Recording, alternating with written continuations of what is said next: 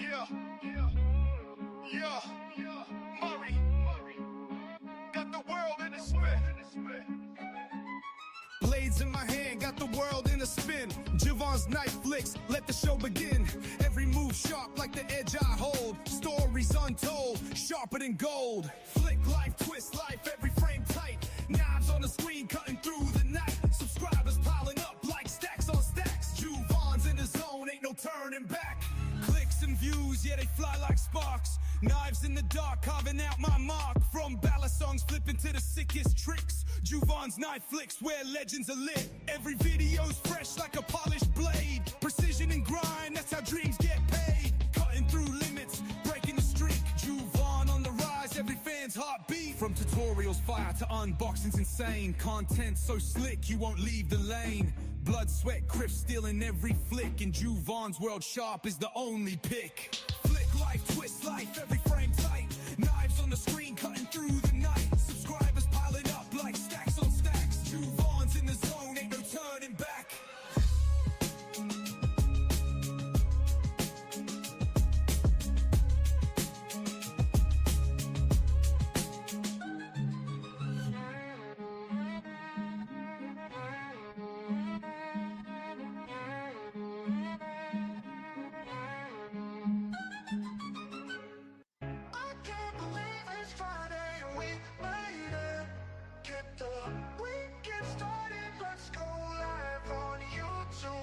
Yeah, it's a Friday night flick and you know it's going down. Get your friends and your knives and let's have a good time. Got that play, click, clacking and I'm ready to go.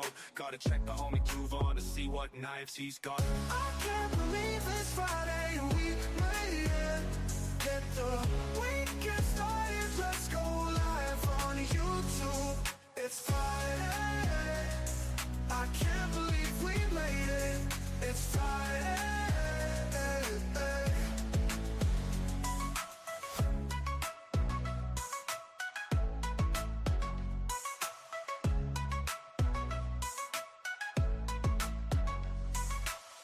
Can't believe it's Friday and we made it. Get the weekend started. Let's go live on YouTube. Ooh. It's a Friday night flick and you know it's going down. Riding our flicks is ready. Here we go. Watch me scramble to complete a 3-hour show. We'll talk about 9. So what's on your mind? Never know what will come up this time. We vibe and we chill, including spirited debate. But we do it with love and never with hate.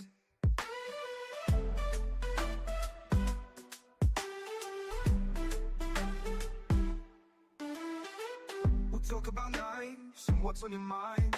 Never know what will come up this time.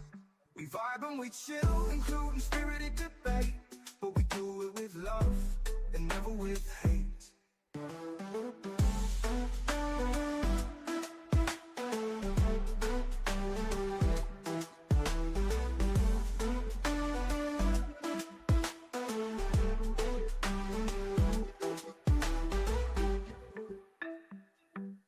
We vibe and we chill, including spirited debate. But we do it with love and never with hate.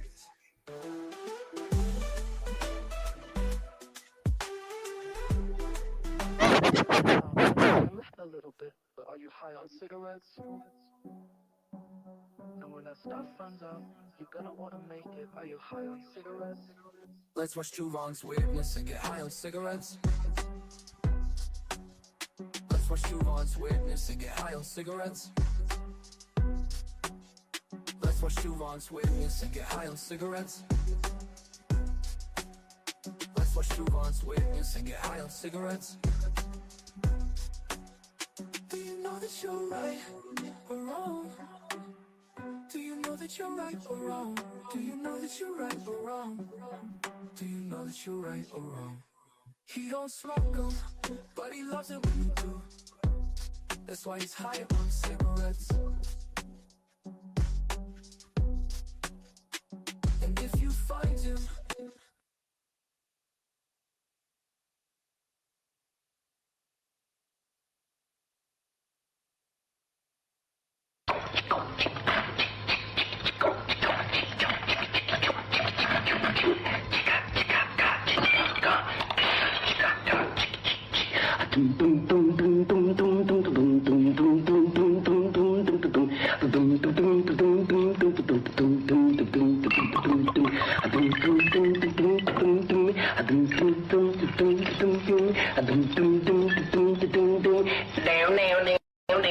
down, ding down, down, down, down, ding down, ding down, ding down.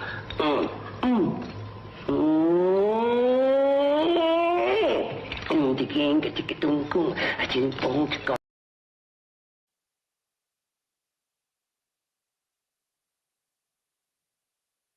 What is up, kids? I hope y'all can hear me. I hope y'all can see me. If I told you it was a chore to get here, you wouldn't care. But I've been running. I've been making it happen. And I'm here, and I'm stoked that it's Friday night. Joe Isabella said he could hear me loud and clear. My main man, and just absolute here. We'll just leave it at that. But yeah, it has been a crazy afternoon, crazy day, but it's been good crazy. Almost fired my dad's help, but decided to let my little brother call her instead, so I wouldn't just fire her because it's really not my place to. But yeah, it's been one of those. What is up, Ed? Welcome. Marco is in the house. Good to see you, Marco. Brother Paul Mills was here earlier. I don't know if he's still here or he jumped out, but always good to see Brother Paul Mills, channel member and brother extraordinaire. We've got Joe Isabella, channel member, and so much more. The at arm's length, I've got some jank that he's not even that proud of, but I think it's super cool. And I've got so much up jank that I won't let go of. He makes the pocket jank. He makes scales. He makes anything by hand that is cool. Joe Isabella is your man. I love him to death. He's a channel member, and I'm glad he's here. Marco Scamma, my brother from another mother, is here, and it's good to see you, Marcos. I hope you are well, my man. I hope you are well. Richard Hopkins is not only here, but that means he's got a clear view of, I think it's the northern sky. I won't dox him, but good to see you, Richard. Richard was going to be the one telling you guys that I would be here when I was late, because I didn't plan on being here at 8. Didn't plan on necessarily being here at 8:15, but what I'm doing is, not that y'all care, but I refill my dad's meds. He's got this computerized tub that I put morning and night in there every day. Usually on this day every 2 weeks, I come home, I fill them, I take them back up there. But since I have to make sure that he takes them anyway, I'm just taking them to him in the morning, so I'm not worried about it. So I'm here, and I've got a note for myself, and I've got pills sitting over here that when the stream's over, instead of shooting this killer video that I would do an unboxing live, but I think it deserves an unboxing. Marlboro Handcraft, as my brain just goes off on different places, but Marlboro Handcraft, who makes the little prick, a little knife that I've got that Richard's seen, that I'll grab it here in a second, has reached out to me and sent me a larger knife that he makes. I told him I could have it unboxed and have the video up in a couple of days and have it sent back to him in a week. Because it's a custom little knife. Let me grab the little prick. The little prick came to me in a trade, as I kind of go off the rails early, but y'all are used.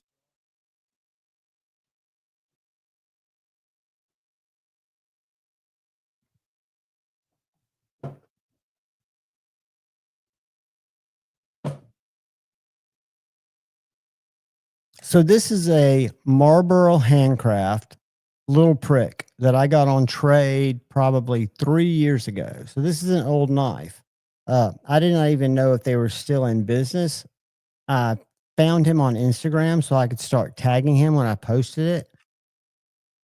It is an absolute dynamite. It's the smallest knife he makes, but it's an absolute dynamite little slicer. And I'm very excited that he reached out to me to give an overview of one of his custom knives. I'm not going to cut with it. I'll cut paper with it, but I'm not going to go out and use it because it's going to be somebody's custom knife. I just want to get to know Marlboro Handcraft. I've never met him as an individual, but his knives are great. I love the little prick. What I want to see is how far he's come with sheaths. Although I carry this in a little leather sheath that Lancelot Leather made when I carry it. But it is a banger. And I've got that on the back side of the table. So I look forward to doing an unboxing on it. And I might do it tonight. We might unbox it and then I just do a review on it. But we'll play that by ear. I've got other knives to unbox as well that have come in while I was out today. One of them looks very strange. Who else we got in the house? I know I'm here a little early. I think I've gotten, y'all are so good about talking to each other, making each other feel like they are in a community. Not everybody wants to chat. I get it. There are a lot of people that like to lurk, but I have a very good friend from college who y'all were so kind to a couple of weeks ago or last week. I forget. She showed up to one of the lives and just, she's wanting a knife. I said, look, friend, I won't dox her, but you tell me what you like about a knife. Ellis is here and channel member, and I will make sure you get that knife. So don't even think about, getting into the knife game yet. But y'all are kind to everyone. I hope she shows up again. And I know y'all will be kind to anybody who does. And that's why I'm big about giving people wrenches to protect yourself from Shane is the main reason you have a wrench, because I will take it away too. But I want y'all to look out for each other. I really do. I want to foster, no matter how. I like our community kind of tight knit, but y'all look out for each other and welcome new people because they're good people.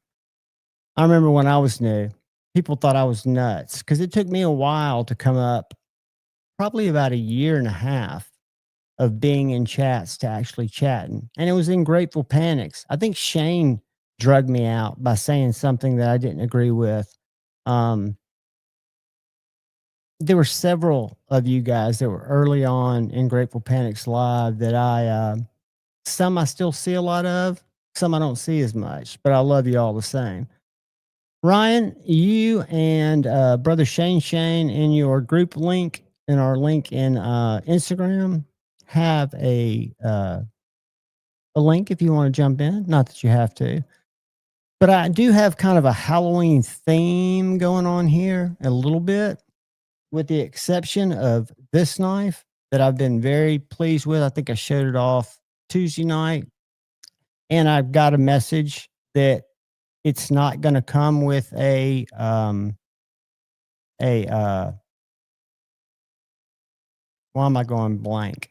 I know why, but it's not going to come with a ulti-clip. It's going to come with a different type of lock. But anyway, I did a review with it with an ulti-clip, and it's called the Kaiser Defensor. The Defensor is made by a gentleman or designed by a gentleman that goes by LF. L is in Larry, F is in feel good when I stick this in your neck.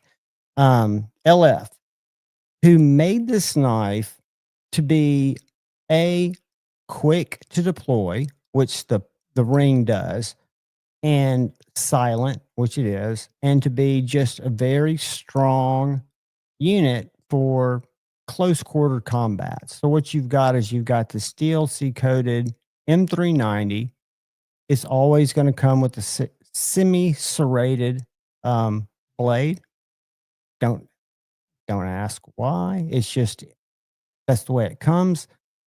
Super easy to deploy, and when you grab it, the way that the handle is made and the way that the blade guard, as I call them, because I don't know what else to call them, when you put your hand on this knife organically, you're not going to put yourself in a position to where you're going to cut yourself. It's just basically quick deploy. You grab it, put it on your finger, and you're naturally in either a cutting position if you're going to use it to open packages, or heaven forbid, a get off me position.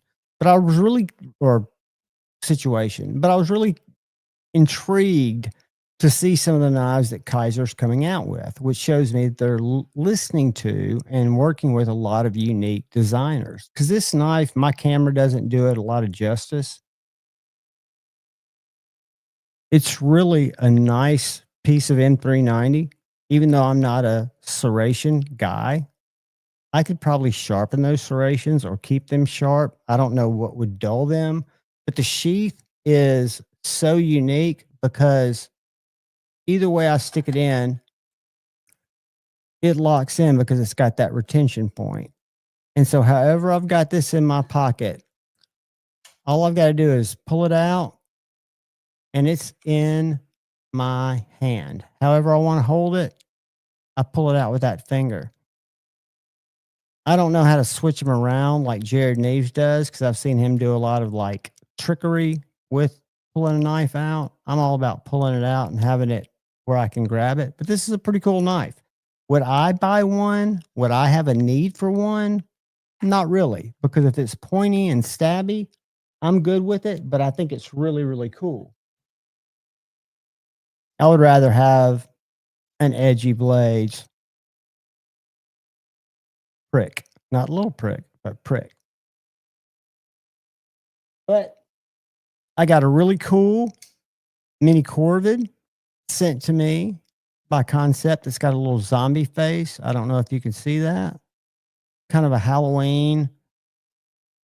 And this knife has probably been from Coke Tools, probably their most popular or one of their most popular knives because they sell it in so many sizes. I've owned it in a Corvid S, the fixed blade, the X or the M, the Corvid M, which was the liner lock, the mini Corvid, and then I've had an XL come in. I've got reviews on all of them, but a really cool cleaver. This knife is a Concept that's on sale on Amazon right now. This is the Model 6. Absolute fantastic knife. It reminds me of a Kinnison grind. It's got a taller flat grind at the top than it does at the bottom. But just G10, and I want to say it's 14C Nitro V or 154. It's a decent steel. It's orange. And they're priced very, very, I guess you say affordably. And then just recently, like this week, I got this knife not knowing what it was, but this is a cryo, which I know very well. I've had cryos in all trim levels, but I've never had one without a blade hole. And this one has a thumb disc and it's got a clutch lock. And these are on sale as well. I like the cryo, if that sounds Kryo, cryo. Yeah, I like this knife better with thumb studs personally. And their clutch lock, like a lot of clutch locks that have multiple places on the liner where you can, make them tighter, has great detent. The one I'm the most excited about is probably one of the ugliest. It's the thin rear. We all love the thin rear. I've got it in a lot of different. This is a top liner lock.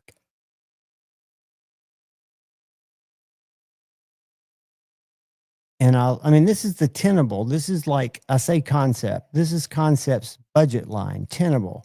Tenable did the Cairo and this top liner lock thin rear, which is in either Nitro V, 14C, a nice blade steel, super, super sharp. I did an unboxing on all these knives, and this was by far the sharpest.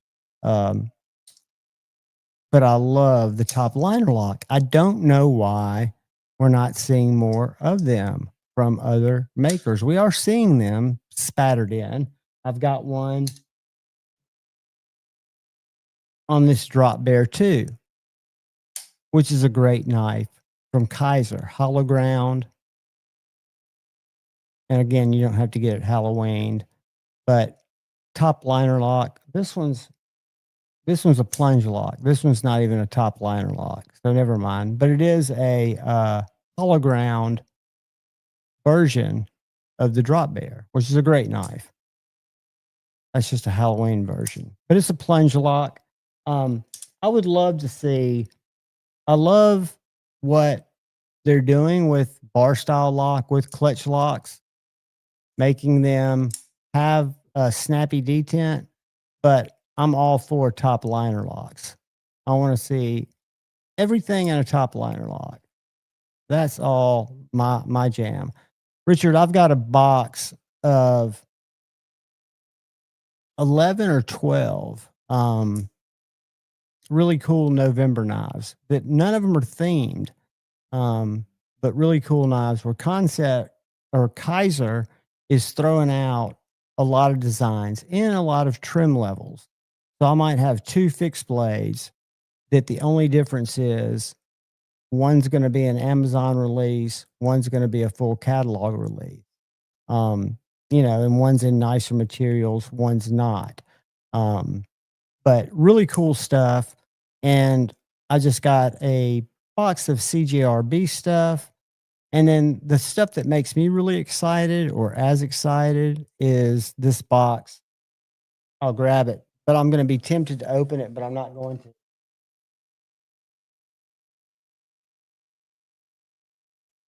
This is on the table because I'm going to film an unboxing once I make it non-doxable.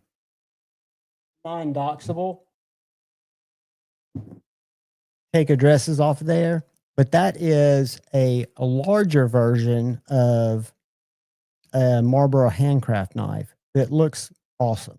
I don't know much about it. I'll learn about it, then I'll get online or I'll reach out to them before I do a overview. Because like I say, I'm not going to go out and hard use the knife. It's not my knife. On a lot of these knives, I will use. For example, if you're a hunter or you like a clip point, go buy a Kaiser Beaver 2. I found nothing wrong with this knife for around $60. It's a fantastic knife. It's got burlap micarta handles with a really nice G10 liner. I want to say this one's AEBL2, but it's available in a lot of steels. I've got a D2 right up there that doesn't have a liner. They've done a lot to cut costs on the D2, but just a really comfortable, super comfortable knife. A lot of people don't like a clip point. This came out as a drop point when it was just the Beaver, but I love this knife for a budget knife. Feels great in the hand, and it's a harder user. So I'm kind of excited about it. I think they're going to kill on this knife. The one I've been the most bullish on, if that's what you'd call a knife that I think they've knocked it out of the park. And I've been taking this up to Knives and More.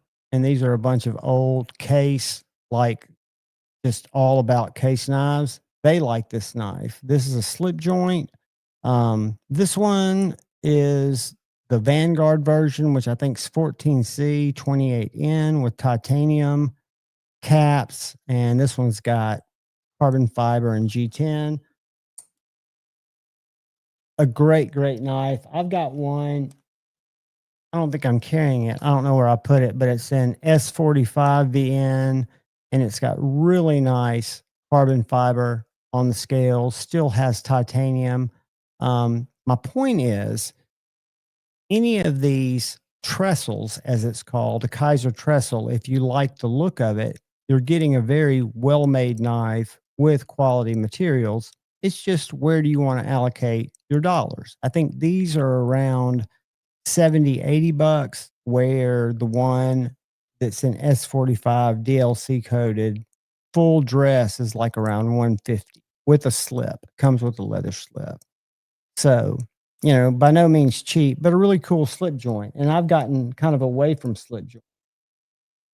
One of my favorite surprises is a knife that Richard, the man Hopkins, gifted me when he was here because he picked up a couple. This is a Lex Rex custom. We'll go to his Instagram here in a little bit. But this reminds me a lot of kind of an Amsler Tools street scalpel in a different way. Super, super cool, where the steel and the handle are all, you know, full tang, comes with the bead, comes with just a really cool little piece. I've been carrying this. What I love about it is when Richard got it to me, he's not a pocket dropper guy, but it came with this really nice Bolatron, which is a little bit thicker than Kydex sheath that fits very, very well and retains it without, I mean, super, super well. This is small enough to be carried as a neck knife, but I love to just stick it in my back pocket. It is an awesome little knife. And then I'm loving this. Y'all might have seen the review or my review a couple of days ago on this. This is the Peachy, which is a Canadian. They make and design like gear. They've got a utility knife. They did this modern knife. But this right here, I think, is ingenious as you can be. I'm not a big pry bar guy, even though I've got like 10 of them. And I'll probably bring them out when I do this review. When I do like a pry bar, like I've got 10. I need to do a video just on pry bars. But this has got a really nice pry bar at the end. And you wonder why it's crooked, but it makes sense in a little while. You've got a pry bar with a nail puller. And then you've got this really cool bolt grabber. When I say bolt grabber, I've got some skateboard bolts with plastic, which is a pain in the ass to even show, but it's very good at removing any size nut or bolt, whatever size, whatever you're trying to call the little part that you stick in there. It works great. It's got a place where you can stick a 1/4-inch bit with magnet. I like the longer ones, but it would work fine with the small one. Get you through a pinch. It's got a can opener, which I'm not, or a bottle opener. You know, get your cap off if you want to. And then it's got a really cool bone saw. So like if you're doing your Dexter thing and you need to dispose or make people smaller, the bone saw works great. And this is an awesome made saw with a nice little liner lock. And the way that the curve of the pry bar works, it gives you a place to put your thumb while you're using the bone saw or the saw. And then it's got a little release. And on the other side, you've got a scalpel that accepts, I think we decided number 11 or what fit best in the handle. Comes with 4, but you can buy them on Amazon for next to nothing. I don't know if you can see that really small blade, which is just a scalpel implement. So it would hold other size scalpels, but if you look at how that titanium's cut, it fits that blade perfectly. So you've got 1, 2, 3, 4, like 8 tools in this one little piece. And then it comes with this cool little leather pocket dropper. I've enjoyed it. I don't use it a lot on bolts. And I don't know, even though I've got a lot of skateboards, I can't really get to like a wheel nut or to a base plate or get to anything with this. But if you had like a car battery or something like that, it would probably work pretty well. And then the jury's still out on my Kamita, which is another peachy Canadian designed little knife. What I think is really cool about it is I wish they'd up the blade steel from VG10 to something a little more bougie, but the frame is titanium, fully titanium, and the scales are a work of art. I think you guys have seen it in the video or seen me do it on one of the lives, how easily they go on and off. And they offer a lot of different scale materials because the knife's going to be the same. You can just put titanium scales on it if you'd like. You can put FRN, G10, whatever you like. Pretty sharp, pretty stabby, unique. Kind of their take on a modern EDC folder, which I can get behind. It's not my jam, but I've enjoyed carrying it. So that is the Peachy. I think I pronounced that correctly. It's PICHI.ca is their website. And they've got a couple of other really cool tools. You've probably seen them on Instagram too. And then one of my favorite Kaiser small EDCs, I got a Halloween version of the mini harpoon, which is just fantastic. And I love the way they skeletonize the weight relief with the jack-o'-lantern. Again, it only comes in handy around Halloween, but I've got an Ultim one, which I think is just awesome. And they did on this one some Cerakote on the screws, on the hardware, and it's still 3V, but they just got a little pumpkin head on one side and Trick or Treat on the other. They've got a little whimsical sheath. But one of the things I think would be cool to show you guys while I've got you here right now, while we're talking about mini harpoon.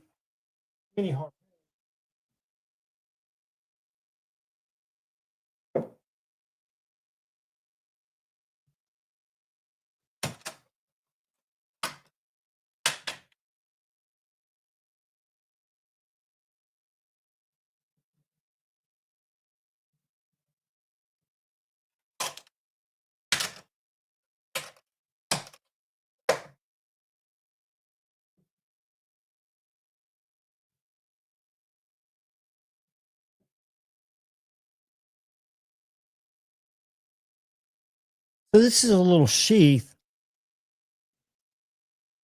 A guy reached out to me from Instagram. I think is how he found me. It's called Three Feather, not Three Feathers, Three Feather EDC. And he makes sheaths for specific popular knives. For example, this sheath, because he asked if I wanted one sent to me. I said, well, I love the mini harpoon. He goes, well, I've got a sheath made for the mini harpoon.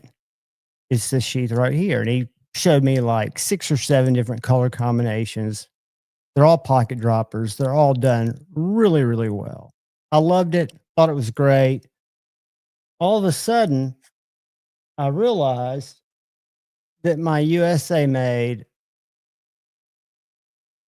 Big Idea Design Company, Lookout, is really close to the same size as my mini harpoon, which I love. But this guy's a USA maker, and he makes these sheaths. Again, Three Feather EDC. I'll throw him up here on Instagram in just a second. We'll look at some of his stuff. But it fits my little big idea design company Lookout USA made knife perfectly. And he understood. He was happy to know because he can add it as, okay, this sheath will also fit the mini harpoon, which is great. But if you want to put a Big Idea Design Company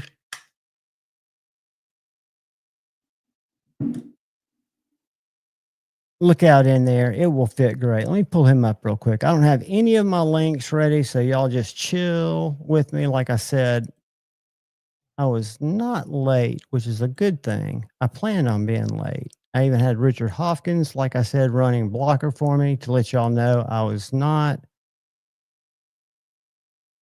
ignoring you. It was just an insane day. I haven't even gotten into that, have I? So I will share. When you look at this, like that's leather. He also does more toned down leather work.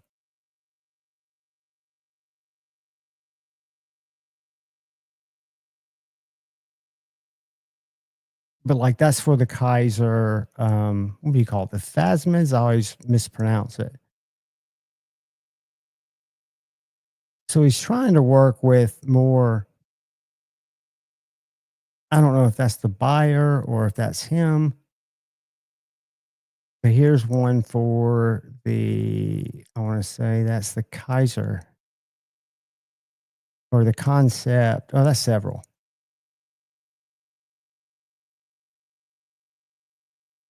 But I know we've got a lot of brothers in the community that do really nice leather work. But this little guy seems to work with a lot of knives that are already kind of out there. And he does pocket droppers. And I mean, you're looking for custom, like wow stuff. But just a really nice guy. 3 feather. And I should have asked him. I was like, why not 3 feathers? Because it just seems like 3 feathers would be. But you guys go give him a follow on Instagram.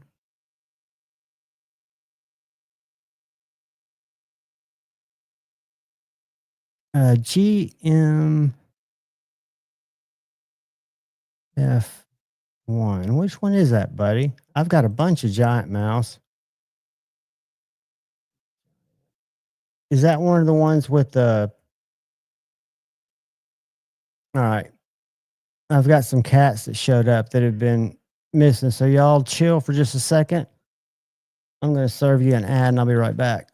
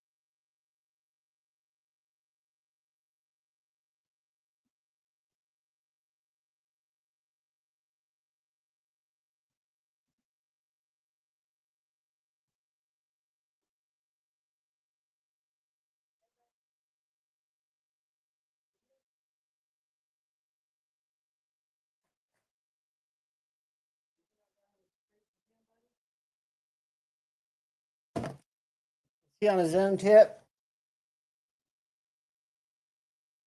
Sorry about that, kids. Yeah, I was gone today doing my kind of back into work thing. And see ya, Rick, what is up? And came back thinking that the cats would be ready to come in. They were nowhere to be found. So Tiffy just came back, but she's evidently given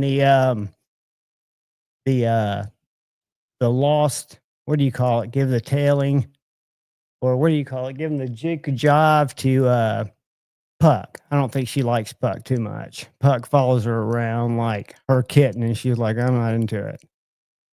I'm not into it.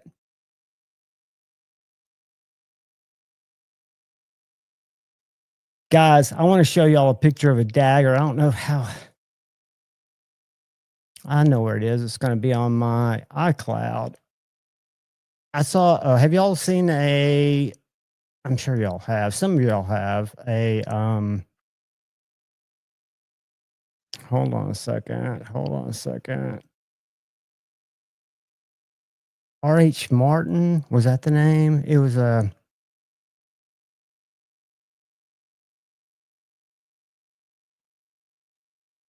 should go to my Instagram, but let me just show you this picture. Check out this dagger. This was in the store today. Y'all see that? Let me see if my control plus makes it bigger. Nope. All right, so I'm going to go to Instagram. I'm going to go to my page and look at all my, so I can tell you who it is. This is a Randall Model 2. Can y'all see that? It's not sharing. Let me share that. Share screen with that. This is a Randall Model 2. For some reason, I think they have something to do with AJ Russell, but I could be wrong. Stacked leather handle. I forget what the metal or the steel was, but it was about an $800 piece. This was something that's not my jam, but I thought it was interesting. It's a Sinkovich ZT with a very interesting carbon fiber. I've never seen that pattern before, that orange and black and yellow with a, I forget if this is Baker Forge. I forget who ZT uses for their Damascus, but very nice blade. This is one of my favorites. You guys hate this knife. Most people do. This is the 945, the Osborne, but this one is in like a blue jean. Micarta looks really, really nice. And Magna Cut blade, I believe, is what the blade is on it. And then I took a couple of other pictures. I took a picture of the Benchmade Successor because I'm a big fan of that little knife. What's cool about it is it comes with a slip. Yay to them. But the slip has a clip. So you can take the clip off of the slip and put it on the knife if you want the knife to have a clip like their old slip joints did. That is an acid etched Osborne automatic with a Magna Cut blade. It's just really cool, kind of rust color. But that's why you've seen the differences in my, if y'all watch my Instagram stuff, that's an odd, rare Benchmade. A Mel Pardue, I think is who the blade was attributed to. Spear Point, G10. I don't know what period that's from. I thought it would have gotten some people asking about it. I need to reach out and ask Brother Zach what the word is there. And then this one goes without saying. That is a Dustin Driver piece. Dustin is, I've got a couple of his fixed blades. I've done a review on one of his really nice customs that a good friend of mine, A to Z EDZ, bought. A to Z EDC, but this has got a just amazing, amazing build, as do all of his knives down there. And then this is one they just traded for, which is like new. They'll probably knock a little bit out of it because I don't know if you can see that little faded mark there on the DLC, but that's Copper My. It's a Marathon Select Baker Forge Copper My Damascus Warncliffe, which I rarely see. And I just thought it was sexy. So that's available up there for somebody if you're interested in that. And then I love this little neon. I know that my buddy A to Z said it was kind of one of their budget type of Shiros, but it just feels so great. It reminded me of, what is the small Herman? I forget what it's called, but anyway, it's a great little size Shiro. And then they had this one up there. And I'll tell you, I did this floor, people hate. I mean, at YouTube, I did my 9 shorts, and I think my top one got 300 views, where usually I'll get 3,000. People did not like that floor. And here's 3 Feather EDC's little sheath that he sent me. And then I was stoked. I got my Alpha Stones in.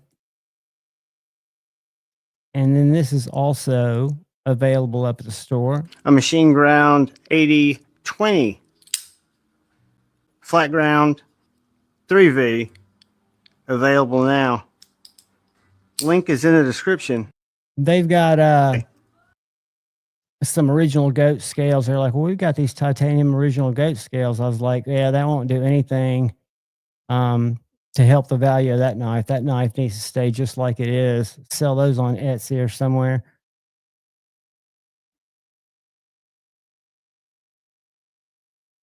B Shady, which one you talking about, buddy? Oh, the neon. Yeah, the big N, little E, or something like that. Then a big O, little N. I don't know if it's an E Knives exclusive, but it's a sweet little knife. It reminds me of the what's the small Herman? Yeah, it's a nice little knife. And I'll tell you what they had that they got in yesterday that I unboxed. And I said, oh, you've got to get more of these. A Sage Model 6. Have y'all seen the Spyderco Sage Model 6? The little liner lock or top liner lock like the Smock has. It's sold, I guess, between, yeah, right away. And that was the only one they had. They've got a Rex 45 down there. Oh, Terry's Orlock. Guys, I've got luckily my buddy Ryan Ellis has gotten me the production version of the Orlock that I did my review on, but that's my knife of the year so far. I love that knife. Between that knife and the Titan by Mr. Designs, I think are the two best knives I've had. Could have been different, Knife Nut. I'm not 100% sure. The Sage 6 is great. And what I found out today, because I asked the people at Knives and More, how can you get those? Can you just order them? They were like, well, as long as they've got them in stock, I can order them. And I said, well, I'd get you 4 or 5 of those because they'll sell out really quickly. We're an engineering town. And just the way it worked out of the box, to me, I just can't believe Spyderco hasn't, or other companies haven't utilized it more. I don't know. It must be a production cost thing by attaching that metal button to the liner. Maybe it creates a whole nother little issue, but I would think more people would be leaning into that because it's awesome. I'm a huge fan of it. Yes, Paul Mills has got it right, Kathleen. You keep your wish list out there, sweet lady. We've got some wonderful L's that run around this part. Hey, Crispy Critter, what is up, brother? Yeah, Richard, I'll look at those. I should have said it earlier, but I think the Seagull is my top budget knife. When I say budget knife, under $100. When I look at like the top knife of 2025, I look at all prices. But I don't really, the budgets don't really get the same shake because when you're looking at materials and things like that, and I look at the Orlock, even though it's a low price alternative for that, it's still up in the premium materials with S35, I think is what they finalized that with if you didn't get the Damascus. Sweet. I know brother Ryan picked up 2 right out of the gate because not only was he doing a blade swap, he was doing a blade swap and a major mod to one of the blades. He loves that knife. Terry Ryan Ellis is a major fan of your work. He has one of your sheaths for his fret. He's got the purple fret.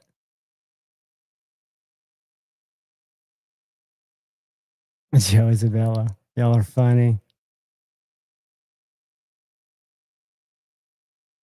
Yeah, guys, never work hard on a Friday night. I did learn something though. I was talking to the older guy who's probably my age at the knife store, and he was like, "Yeah, one day we sat around, and you hear this story all the time." He's like, and it got to be about 5 till close, and I was like, "Hell, I'm just going to leave." And then something told me just to stay, and that guy comes in, and after 30 minutes later, he sold about $5,000 worth of worth a bench maze. That's what people come in there and buy. I watched a guy yesterday buy, I don't know which 3 knives, but before taxes, it was over $1,100. So there was a couple of 300s, and I think the Crooked River acid etched was the one that kind of pushed it over the top.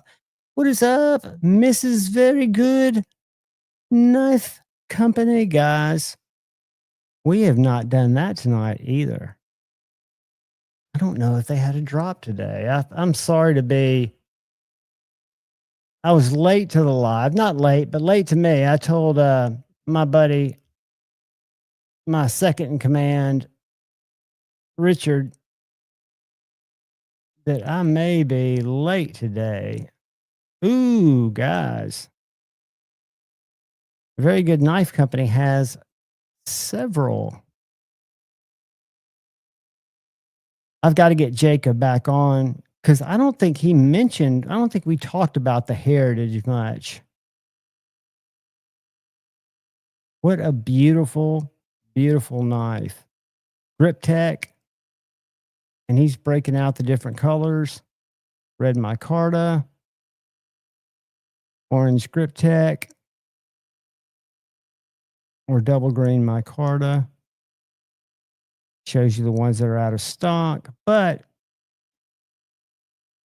when you look at their sale page, it'll show you which ones are still in stock. Blackout Wasp. They've got a Counter-Strike. Are y'all seeing that when I pull it up? Yes. A very popular knife that they've been doing. AEBL. Just a wicked user. Get it done knife. Micarta. It looks like Jacob at some point, the Nitro Junior. Venture Junior, which is beautiful. He looks like he went to. Oh, so they've got the PayPal. I don't know if they've got PayPal Pay in 4, but I know you can get a PayPal card and spread your payments out. That's what you see there when you see as low as, figure the $219, get it done. Unless they've got a Pay in 4. I used PayPal Pay in 4 a lot, even though I had it right away. It made it not feel as bad coming out because I got paid every 2 weeks anyway. That's the way it worked. That's a beautiful knife. The Tradition Junior Blackout. The grind from the tip to the heel is just amazing. The blackout's beautiful, but to see the grind and the satin, let me find one. It's just, to me, it was kind of mesmerizing. That's one of the first things that Ron Wolf, I wonder how Ron's doing, sent to me to review. And I was so impressed after reviewing it that I reached out and I got Mrs. Very Good on the phone. And I just wanted her to know, that I'd never heard of them, but how well and how impressed I was with the work. Look at that. I mean, you've got full hollow from about an inch back. And then it slowly gets a little shallower, but just a beautiful knife, just a great knife. And my buddy A to Z luckily bought the Tradition full size, which this one is, and the Tradition Junior both, which is just a little bit thinner and a little bit shorter in terms of, I call it wrong, length. The overall length is a little bit less, but mainly it's just thinner stock and just beautiful. I think he bought the Signature Series or the Carbon Fiber Series. Just awesome stuff.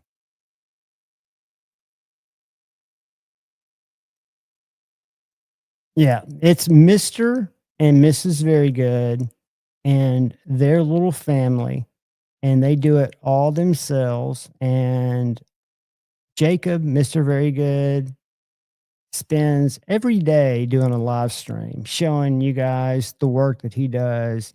And I work with a lot of different companies, but these guys are doing it right. They're reaching out. So if you're not following, let me throw their firstly, let's throw their social up there. Their Instagram, where all his drops, he will show you Thursday afternoon or Friday. He'll show you what he's got coming for the drop. And then their YouTube channel, I have a lot of people watch that are makers because he shows you a lot of what. There's my buddy, Kyle Coonley, Klingenweks Sharpening. What's up, buddy? How we doing, man? I need to remove that from the stage. We're just, I'm sharing, I'm looking for Very Good Knife Company's YouTube channel right now. Just sharing a few things. We've got Mrs. Very Good in the chat, and we were just looking at what they had available for this afternoon. What are you up to, buddy? Just chilling. What we doing? I've had the most crazy day. I haven't even gotten into it today. I reached out to Richard, or he reached out to me that they finally had landed in a good place and they had a good view of the sky so they could hook up their Starlink, and he thought he'd be able to watch tonight. I said, look, dude, if I'm late, like if it gets to be 8:15 and I'm not there, let people know that I will be there. Guys, this is the YouTube channel. Subscribe and you will see some live stuff that is very good. What's up, says Stevie? But I made it home in time. I didn't think I would. You know, I started working Tuesday, my little 2 to 6 trial run down at the knife store, and I haven't killed him yet. But I had a close moment today, dude. Yeah. Of just I'll just leave it at, you know, I want to help them, you know, what I can't wait for people to come in. I just don't work that way.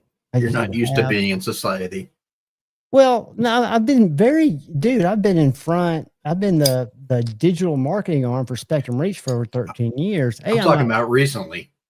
Well, but I think I've grown stronger in terms of being what I can bring to society, but stupidity, I think my filter's gone off a lot more. We don't because you've always.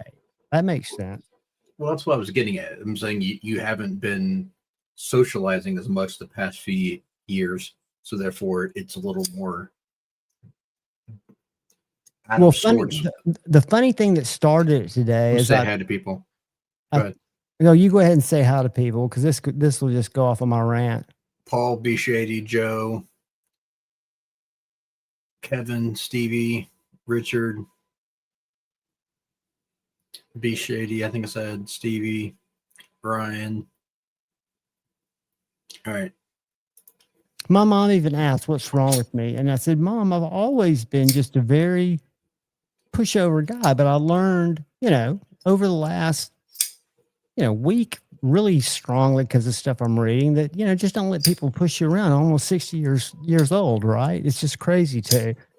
And so it started out with this morning dealing with my dad like I do for 30 minutes about taking his meds.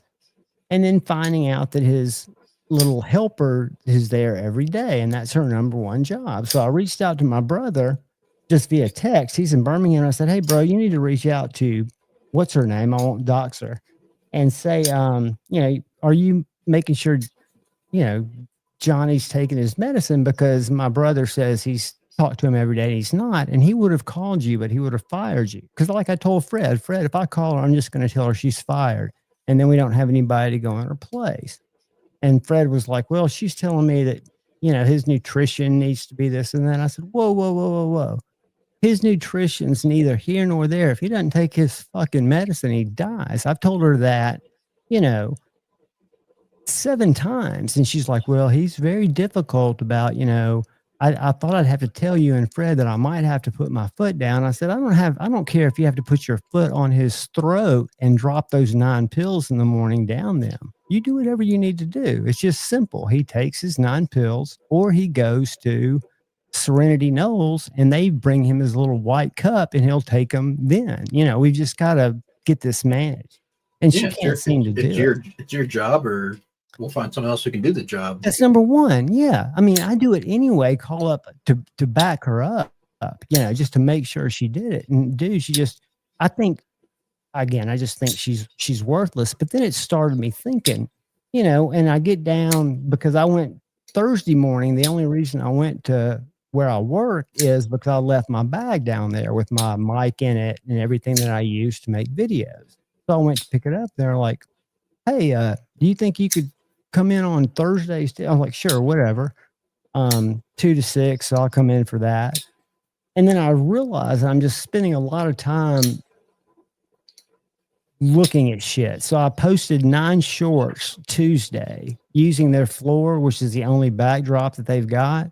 Dude, combined, I got maybe 2,000 views. It's the worst day of shorts I've had in over 2 years. And I showed them today. I said, your lighting sucks in here. I can do it because I've been bringing the little my handkerchiefs in, like my force hanks that you can take pictures of dry stuff. But I said, if you want me to do shorts, I've got to have a corner where I can set stuff up. And John, the old guy, was like, well, we got room for that, but what's that going to do for us? I said, well, the first thing it's going to do for us is it's going to get Tate to give me the fucking access to your Instagram, because he still doesn't have that. So you have no social media presence right now. And Tate just kind of looked at me, but it's the reality. I mean, if you want to bring some people don't, and you don't need to. You're evidently doing fine without it. But when we talked, you wanted me to help you, show you what I could do, was your last word, right? Was show me. Well, I can't show you if you're not willing to open your mouth and drink. Right. I mean, and I almost had that conversation today with just in a very non-professional way, that you call me when you get your shit together way. And my mom was like, I'm so glad you didn't say that. I said, Mom, that's negotiating. They don't realize, I mean, what I'm making per hour, yes, I'm thankful to make it, but I could scrounge that up hustling anything. I mean, it's not like that, but they're wasting your time and they're wasting their money by paying you to be there if you're not willing to actually to every now and then say, hey, do y'all need anything else taken back to the dumpster to be thrown away? I mean, what are we doing here? I mean, there's so much material that we could put out where people could buy it or at least call about it. It's one of those things where I think I'm going to go in Monday with at least I've been taking notes just to talk to John about. Yeah, I'm sure he's very, very open with it. And it's just a matter of, based on what you told me about their business model, I don't think they're very open at all. They don't need it. They don't think they need it. But what I asked them very, very basically was, so what you're telling me is you don't need the success that you've seen to be open to the country that can't, the rest of the country that doesn't know you exist, or now that they do know you exist, don't think they can buy from you because you don't have an online presence. And they're like, oh, we'd be very interested in that. And I said, and you sell through the phone. He's got a whole bunch of those first class boxes back there because they sell case slip joints to people all around the country. A lot of them to Alaska, most of them to Alaska. What's up, Sierra Rick? What's up, Chris? Yeah, he knows how the online thing works, even though they don't post them. I mean, he's got this, again, you're right. He doesn't need, Tate needs it more. And I think he realizes he needs it more, but he just needs to say, look, I can't find that login in which we need to start a new one. Let that one die. You don't have a lot of followers. I think you got 30. Oh, yeah. God, if you only got 30, just crush it and start over. Yeah, let's see how many they got. Hold on a second. I could be wrong there. And I'm sure that the 30, it's not a good presence anyway, so just start over. Well, they haven't made a post in, years. Yeah. Hey, I bought something the other day, just to talk about another weird thing that happened today. Somebody came into the store and they showed me this little sheath that they bought from Knive Ship Free. And I've never bought anything from them, but it was a little 2 To me, when he showed it to me online, it didn't look like anything special. But when he took it out of his pocket, it sits in his pocket perfectly. And he had his chickadee on one side, and it wasn't a Bradford on the other side. It was a little custom that fit 2 little knives in a sheath. I thought it was just genius. So I ordered it. It was like $34. I'd tell any of you guys, go buy one. So today, this was 2 days ago, I was on my way into work, and I got this refund has been issued. So I called them. I said, were y'all sold out of it? And they were like, no, it came through your PayPal and something just triggered it. I saw it and it looked a little suspicious to me. I said, it looks suspicious to you? It's a PayPal order. He goes, yeah, I can send you a PayPal invoice. I was like, no, don't bother. I'll figure it out. I just thought that was bizarre. Has anybody had that come in before? Well, not only that, if that was the case and they wanted to sell, wouldn't they reach out to you? He said he sent me an email. Now, in reality, the John WE1, I never go to that email. So he said he sent me an email, this morning or whenever that I hadn't looked at. So anyway, I just thought it was weird. I mean, why not just let God figure it? They got 141 followers. Yeah, it's still not worth it to start No, over. it's not worth it. And they got something I was going to show you. Let me find this and I'll pull it. I'm going to send you the link to this video that I saw. I think people will find it very, very intriguing. I would love to see something intriguing because I've done nothing intriguing. Like I've whined a good bit tonight before you got here, and I haven't even started. Damn it! That's not what I wanted to do. Why was it not? Can you not share it and make it play? Yeah, I'm trying to find it first. Give me 1 second. I'll just do that versus. Take your time, dude. And you can stick it to me if it's easier for me to. I got several things I could unbox, but the one thing that came in, I want to do the content for him. The guy finally from Marlboro Handcraft reached out to me. You know who that is, Kyle? I don't think so. He's the guy that makes the little prick. I've had this for 3 years. I can't remember who traded me this, but I've posted it and I've tagged him forever. And he's always thanked me for tagging him in it, but he sent me one of his bigger knives to review. I'm sending it back to him, of course. But I've got it over on the other side of my thing here to do an unboxing tonight when I'm done. I got this video ready if you want to watch it. It's only a couple minutes long. I'd love to see it. Okay. Set it up if it needs any setting up. So basically, for a lot of people who carry like those little small Klingenweks or whatever. Yep, I'm one of those people. This is a way to basically turn your Klingenweks into a multi-tool. So here we go. Literally. Enter 100mm pliers, wrench, or cobras into a true pocketable multi-tool. Let's get into it. Can you hear that okay? Yeah, very well.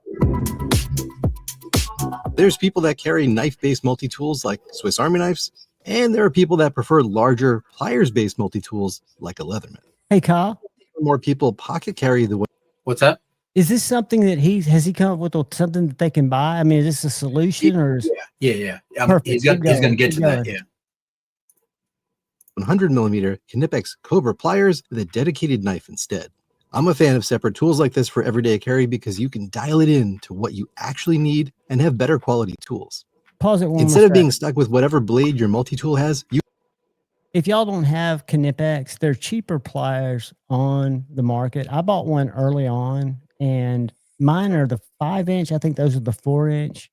They are such a great investment in anything you need to do with your knife. It's just, and for other things too. I think they're just well worth the 40, 30, $50 when you can buy a set on Amazon for a third the price. Go with Klingenweks. And I think I pronounced it wrong. Go ahead, dude. Sorry. Yeah. This won't take too much longer, but this is... You can swap out your knife based on what you're doing that day or leave it at home if you're traveling.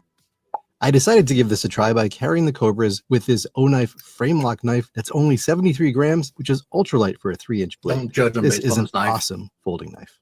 Overall, this is a really light and capable carry, but there's some downsides when carrying the Cobras in your pocket. First, they don't lock shut, so if you pocket carry these, they tend to open in your pocket unless you add an elastic band to keep them closed or store them in a wallet. Second, the setup is missing some tools that I'd like to have on me, like tweezers and a flat and Phillips screwdriver, which means I need to carry a keychain tool like the Rambler to round things out. The third issue is there's a lot of wasted space in your pocket between the handles of the Cobras. I'd stare at this gap and dream about using that space to make this into a proper multi-tool. The biggest thing lacking in this setup is any kind of screwdriver, and the 711 mini ratchet is perfect because it fits nicely between the handles and works as both a ratchet and a screwdriver with its 1/4-inch bit holder in the end. Adding a Steinwell double-ended mini bit is the perfect pairing for the 711L because it covers both Phillips number 2 and flatheads. I just needed a secure and low-profile way to attach the ratchet to the pliers. As it turns out, tape isn't the best option. Since I own both, I wanted to come up with a design that would work with both versions of the 100mm. So give me a second, but it's going to, he's going to get into making it now. So just bear with him let him see how he finishes it up here. Klingenweks pliers. The Cobras have a ton of grip, can open wide, and have precise jaws that can work more like needle nose. The pliers wrench have similar benefits, but they're like smooth. What's that? Yeah, and they make a smaller version of that. The ones that don't have the teeth on the clamps, those are the ones. I've got the little red handle versions of those. I think they're 5-inch, and that's what I would recommend for knives. Yeah, that's what I've got right here. Yeah. I think these are the 6-inch ones, but yeah, they're the ones that don't have any teeth. They're great but for they're grabbing. thin enough. The little tips thin enough you can grab in there and get stuff. Yeah, you can get thumb studs. You can get all kinds of stuff with these. They're great. All right, here we go. Sorry about that. Go ahead. Parallel jaws work more like an adjustable wrench and won't scratch up fasteners.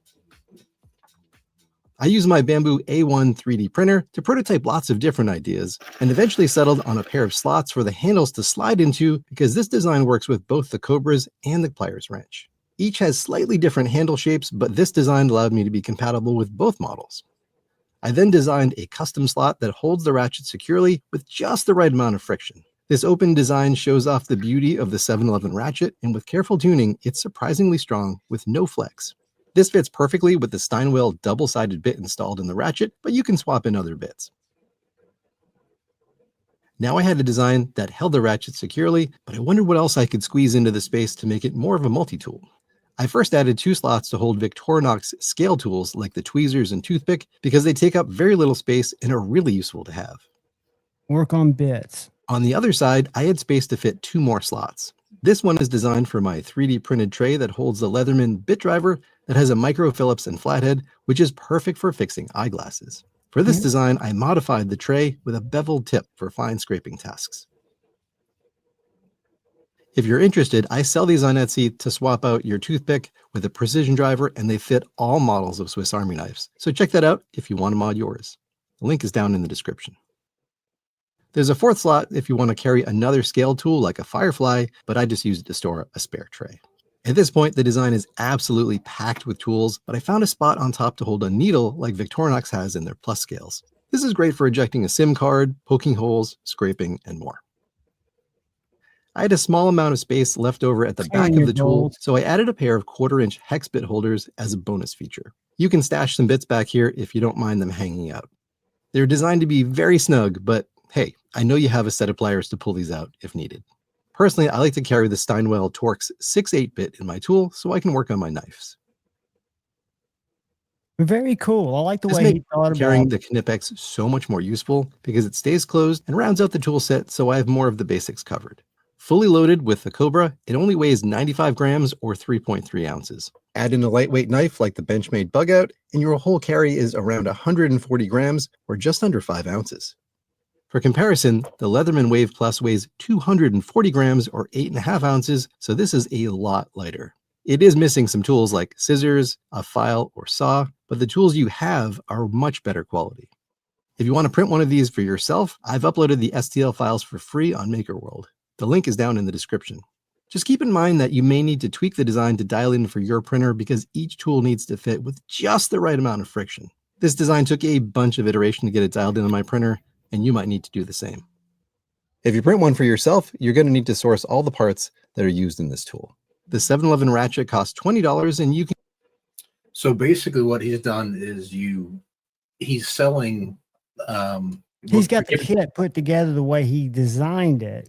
Correct. So he's made the source file available to anybody. Yeah, the source file is available, but then he also does. He's sold out right now because he's going to do another run where he's actually printing the batches out, so they guaranteed to fit without having to go through the, trials and tribulations of getting them to fit, and then also giving you the option to either get it with the hardware or get it separate, just the print.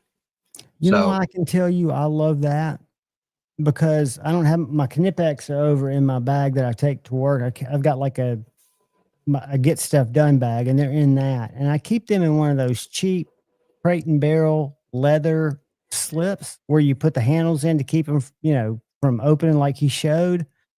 But the way I've got them stuck in there, anytime you pull them out, the leather stays in there, right? And I bought that was just the tip of my Roadmaster because I'm an idiot and I love bits. I bought the Leatherman, which is too big of a tool for me, even the Skeletal. I bought it for the bit side of it. And then I bought this little 3D printed thing off Amazon that is big, and it's too big even for my case. But if you'll notice, it's got a place for this little ratchet thing that works. It's not as cool as his, but do not buy. My point is, these little split bits that aren't full 1/4-inch bits, A, they don't fit in the tool, and B, they don't work very well in the Leatherman if you're trying to put them in. Like a Torx bit, for example, if you use one of these small Leatherman Torx bits, because I've tried to use my Leatherman and make it work for everything. It just does not work as well as something with a flat Torx bit. And now I carry enough that I've got a flat Torx bit that carries right beside it. My point is, if you could get something there and leave the Leatherman at home, the Leatherman's great for what you can grab with it. I give it that, but it's more of a bug out bag thing. It's also lighter weight. So, I mean, as far as what you're capable of, like the Klingenweks are much more capable than a Leatherman as far as like actual using them for hard work. What the cool thing was he was getting at was you can put better tools in a small package and still have the ability to keep it compact. And that could be something that you throw in a bag and you don't necessarily need to put in your pocket either. So, and I'm sure because Klingenweks were so well renowned before I ever discovered them as a knife guy, they're around for people that aren't knife people, so you can use them for a lot more things, right? I mean, so they've got that going for them. Where for me, a Leatherman was the only thing I had to work with on something like that. Granted, I found my Leatherman to be great for holding things. I'm probably saying it wrong, the Leatherman, for squeezing stuff with, but I bought it for the bit drivers. Both the one that's my Skeletal and the one that Lefty EDC put a voodoo hex on me, and I used Lefty 10 and bought the Classic, which is the G10 version. I don't carry either one of them. I've used them here, and they've been lifesavers, but my Klingenweks would just have been as well. And they weigh 1/5 as much. Yeah, Paul and Kathleen, I just linked it for you. So they, like I said, they are sold out right now, but he's going to be making more. I just thought it was a cool idea. I mean, obviously it's not needed, but if you have space constraints and you want to have nice tools together, then I think it's a good option to look at least. Well, what's great for me, and I'm glad he showed it around Klingenweks, because I know other people that are friends of mine that did not want to get the Klingenweks. And there are other, if you go to Amazon, there are other, and I'm going to go there now. I learned something interesting about Benchmade going after people like Amazon today too. I'll share that in a second. And I'll also Okay. share the video if you want to see the video too, to watch it on your own time. How do you spell that? Knipix? Yeah. PEX. So of course Amazon is going to pull up other stuff. These are great ones. I don't like them as much but I mean, this is $85 for two. That's a great set right there. I mean, Yeah, those but are tools that You you're don't going to think you use need for both life. though. No. The one I bought, it should say purchased.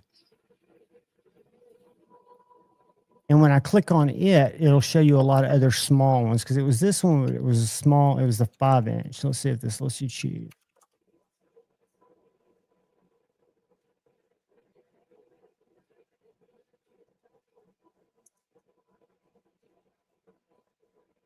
Yeah, $47. And I might have gotten one smaller than that. Nope, I got this one.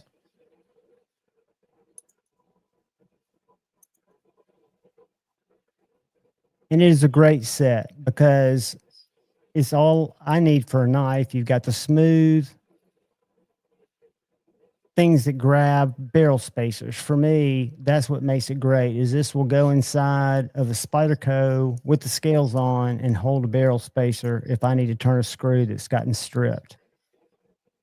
It has saved my ass more than once, but they're expensive. And if we go look, let's see what now Amazon has told us is just as good. Hold on. Here we go. I'm gonna show you a site I got pulled up already. All right. This is where I shop for tools. So Scooter. Here is. Oh, wait a minute. Where'd I go? All right, here we go. So here are the black ones you showing with the actual ratchet. Those are Don't only. those have teeth? Don't those have little? Yeah, that's what I'm saying. These ratchet ones, these have teeth, and those are only 32. And then the ones that don't have teeth that are in the same size are 47. Worth every penny because you'll never need to buy another set if you don't lose them. Yeah, and then the ones that I've got are, I think these. No. I think even if you go longer, you're not going to lose the ability to go into tight places with the head. And that's probably not what you call it. The grabbers. Find.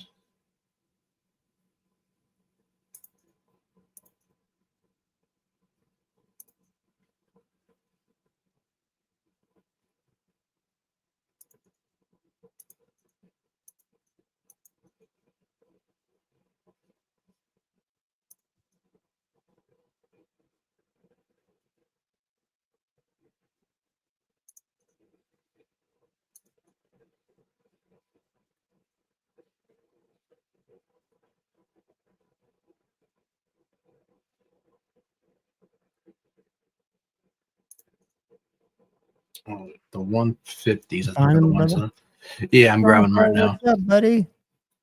I don't see it, Marcos. I was behind the scenes. What'd you show, Marcos? Let me go back up and find it. Yeah, so like even the 6-inch ones are only still like $50. So it's not bad. 55. Cobra pliers are very comparable to Klingenweks and less expensive. I'm not familiar with them. Good point, Marcos. And I was not in front, so I was not looking at comments. I apologize. I was trying to find some of the ones that I've been suggested. Are you familiar with those? I'm not. I just bought once, buy once, cry once, and then just but they're, I agree. Stuck with the trusted name. So I don't think that for what I'm using them for, they don't need to be crazy heavy duty, but I don't know the difference in price, so I can't comment on that. I just went ahead and got the one that I know. Right, because you were hunting those. And these, for a good reason, when I go on Amazon's page with those, they don't have a lot of things suggested. So let me look at let me pull those up just to see what they look like. I just like shopping at at that Casey Tool because they carry a lot of good German brands. So I end up buying my bits from there too. And you sent me that, and I've got to go back and find that because I'm not buying them yet there. What's up, Terry? What's up, Toddy? Marcos? What else did I miss? Come in, Mr. Crow. I hope everybody's having a great Friday night. Scooter. My,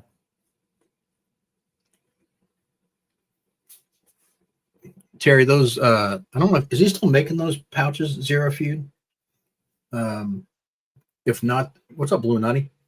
If not, there's a another company that makes a pouch similar size. Where do I find Pro Cobras, Marcos? I went to Amazon and they're pulling up Klingenweks when I pull in Pro Cobras.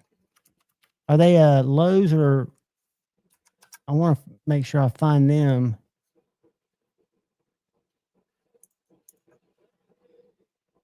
Are they Work Pro? Yeah, I think that's what he said. Work Pro. Work Pro. Okay. Let me try to find some small guys. Y'all keep on the conversation. I'm behind the scenes here. Oh, good. I'm just going through trying to find this pouch I was going to show Terry. I feel All like right, let me see that. And then, hey, Five Door. What's going on, man? What's up, Five Door? Five Door might have been the one who traded with me for this little prick. I can't remember who it was, and it drives me crazy.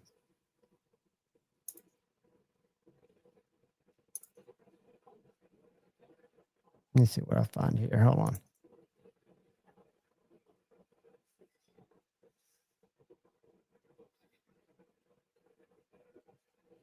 I'm sure they make the only thing, and I'm sure I'm not looking at the right one. The thing that got me excited about the Klingenweks was the fact that they would squeeze in between. Let me grab my pair. Oh, Bloomy just dropped the link.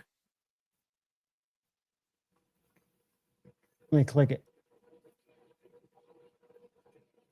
I just did. Bloomy, calm down. This right here. Let me share it. Gotta realize. Hey, Terry, I just looked. They got them on there, $25. My question is, they look awesome. Will that tip go in between? Let me get what I'm trying to tell you. Let me show you. You're talking about how thin the jaws are.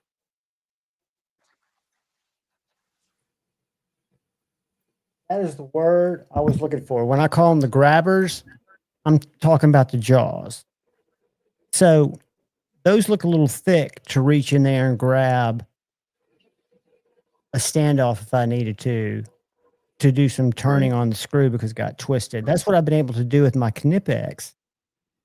But they might be plenty wide enough. I'm just not. Let's see what it says. I'm gonna grind you down, Bluminati. I just can't tell. They look like great pliers. But I guess the main reason I like the Klingenweks is they're tiny and they fit in where I can grab barrel spacers either to hold them or, more importantly, if I've got a strip screw or a screw that's not wanting to lock in. And I guess on my TRM Neutron, do you have a TRM Neutron? I do not. Have you ever handled one? I know Sobex would know this. I've handled a TRM. I don't remember if it was a Neutron or not, but when I put my right screw in the clip, and I know I've gotten other sets of hardware and they come with the short body screws and the longer clip screw. I cannot get the clip screw on the left side to grab. And I'm wondering if on a titanium scale, if there's something to grab that screw, or if I possibly strip something in the liner, because I've tried multiple screws from different scale sets that are all the same size and none of them grab. Hey, Bloomy, if you got those, are those just in like an Amazon knockoff brand, like Chinese made, or are they their own like established brand? Does it say where they're?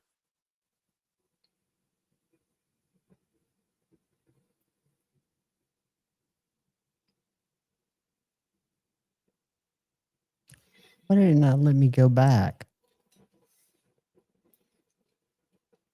Terry, you still here? Sorry, guys, I'm back.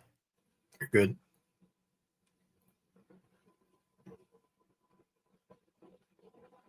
He should be here. He was just here. Yeah. I know. I was going to see if he was. I was going to share something. I was waiting, making sure he was here to see it. So,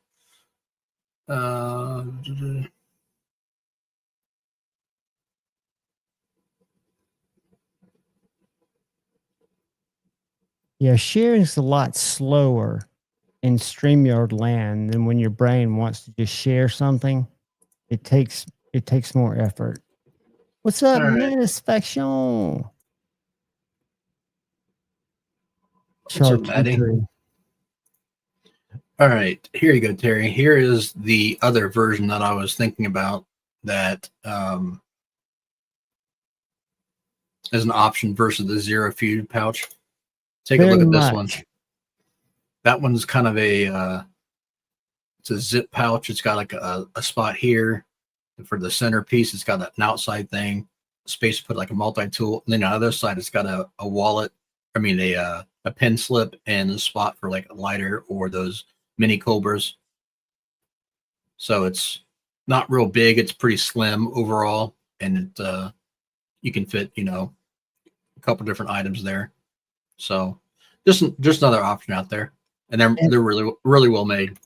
And stay here, Terry, because I want you to look at this thing that I ordered that they determined was fraud. And the only reason I ordered this is because somebody brought it into the store. They bought one here, didn't know what to think about it. It had a chickadee sitting perfectly on one side, and they had a little bit longer, which could have been a 6-inch. And they've got two sizes, and the one I ordered was this one. B-Shade, you got one? Those are cool. Do y'all have one of those? So he had the chickadee sticking in over here, and then he had a formed bigger knife right here. But when I say bigger, it wasn't a huge knife because he said, now put it in your pocket. It doesn't have a you're not sharing. You're not sharing, dude. Pocket dropper. You're not sharing any pictures. Oh, duh. Did you tell me that over and over? Why are you quiet? Yeah. I said it 3 times, just trying to get your attention. Because you guys say, hey, dude, you're not sharing me anything. Can you see that now? Yeah. All right. That's at Knife Ship Free. You have to look at their sheaths, but the bottom side here, when he showed it to me, he had a Jacob Creates chickadee, 5-inch knife sticking in there that fit perfectly, came out to about right here. And then he had a custom that was maybe 6 inches, maybe 6.5 right here. And he said, the beauty of it is that he didn't carry a primary folder, but he said, just drop it in your right pocket. And I did, and you don't even know it's there because it's just flat. They make one that, damn it. Is it still sharing? Yeah. It's just not sharing anything yet. No, it's sharing Knife Ship Free. Okay. So that's the $34 one. Then they make a Northwoods Allegheny that's bigger for $39. I did not order that one. And it doesn't tell you here when you go to read about it. Well, yeah, 6 inches overall. But Terry, I was impressed enough with this. I'll send you a link. That I think it would be cool enough to have somebody that we know come up with something like that. Let me share it. Because again, Fate did not let me buy it because I bought it and they sent me back and said, I think you're a fraud. I was like, okay. He's like, "Oh, I'm surprised you called me back. Hey, I can send you an invoice. You can get it done right now." I was like, "No, wait." But y'all check on that and you can get a closer look on it. Or if anybody like 1931 Leatherworks wants to look at it. I loved it because of the size. I know I could stick a chickadee in one size, and I know I could stick one of my 6-inchers in the other side. That looked awful awkward though, as far as going different directions as far as the handles. Okay, so the dimension of this small one, let's make sure that's the right one. Yeah, 34. And the second question I had would be 5 inches overall length. So the chickadee is only 5 inches. When it came out, I want to say the head of it. Can you see right here where my finger is? you're not sharing it. God damn it, Daddy. I'm sorry. I'm sorry for anyone who I just said, "God damn it," not God. So there, yes, that right there is only 5 inches from here to here. So a chickadee is only 5 inches. So it only came out to right here. I get that, but it doesn't look like the one on. If you tilt your head to the side and you look at it straight on, doesn't it look like the one on the right goes out on the angle? It does go on an angle. But when you drop it in your pocket, this is the one that's more, the one at the top is the one that's more straight up and down. Okay, so that's what, yeah. Formed. Okay, that was the next question I had was, do you wet form both sides to make sure? Because otherwise it would be kind of loose in there. He didn't wet form the bottom side for the Jacob Creates because it just fit that well. And he had the one that I've got that's got G10 handles. So, it's just a little 5-inch knife. Okay. I think it's made for probably a slip joint. I don't think it's made for 2 fixies. I just thought what was interesting about it, and I didn't put it in my back pocket, but I carry everything in my back pocket. He carried it, and it felt good in my right front pocket, but I think it would also feel good in your back pocket if you were a back pocket carry guy. I think I'm in the minority. But it was a cool sheath. And then I went to buy one, and Trevor said, "Oh, something was weird on your PayPal," and we flagged it, but we're happy to send you one. I said, "So you still have them in stock?" "Yeah." "Okay, no thanks." So anyway, I don't do business with knives. I need to make sure I need to turn my affiliate thing off. I'll talk amongst yourselves. Maddie, everyone does. Maddie, are you guys going live tonight? I know you are. How many minutes away am I from that? An hour and 50 minutes. Perfect. 40 minutes. Perfect. We got all kinds of times because Jason might jump on to show us some cool stuff. A couple of cool things. I don't know if y'all saw the post. Let me make sure my knife ship free is turned off. And I don't know that I will be here the whole evening, but you don't have to be. But I'd love to have you. That's fine. This was giving you a heads up. So, and I don't have knife ship free on here yet because I've never bought anything from them. So why would I? I know we talked about it before, but I'm kind of a minimalist, so I don't like carrying a lot in my pockets. I'll have access to it in a bag or something like that if I need it. But this is my favorite little multi-tool. This is the little small Leatherman, and this has everything that I wanted. And this is the only one I could find that had it in a small size.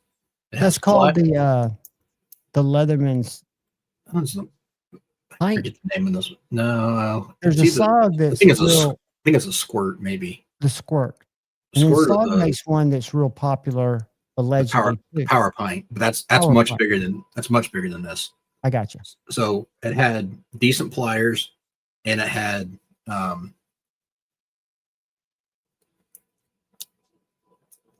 scissors. Those are the only two things that I really wanted on there. The rest I could care less about. So, and I wanted to be super, super small.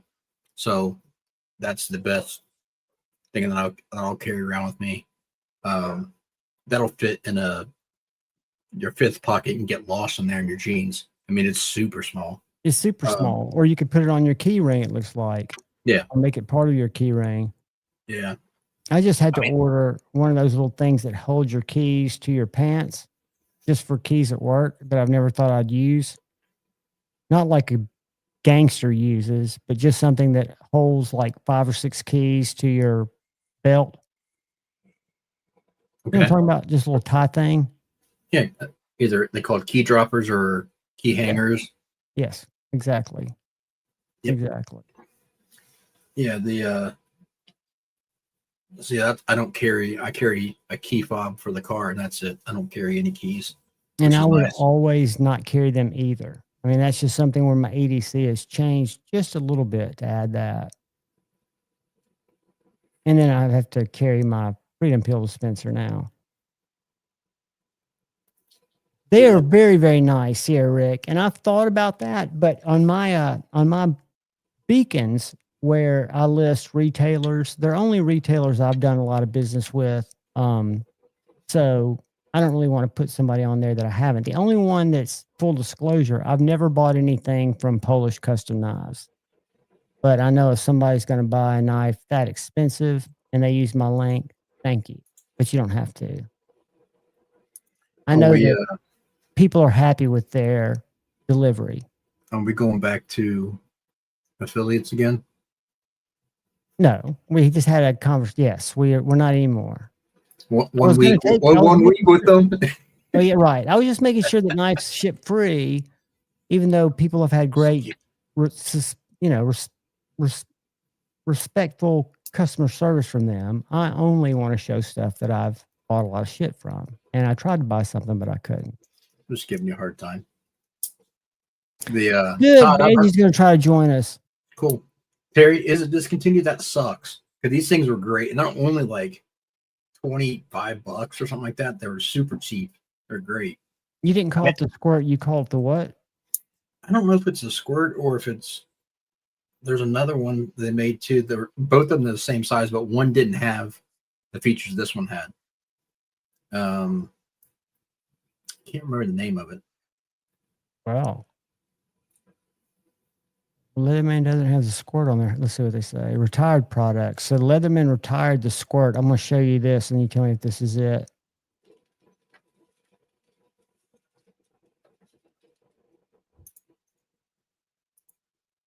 Well, I'm having to go through all these retired fucking tools when I just typed in squirt. Never mind. Here's the squirt. I'm going to show you. Tell me if you can see this. Not yet. It's not there yet. Ah, there we go. B Shady said it. It's not the squirt. It's the style CS or CX. Style CS? CX, I believe.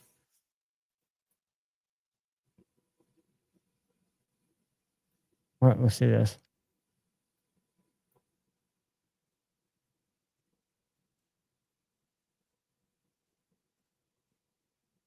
I learned standing around today, because that's what I do so much of. I was looking at the spinning Swiss Army knife, Victorinox thing. What'd you call it? The style. Style CX. Yeah.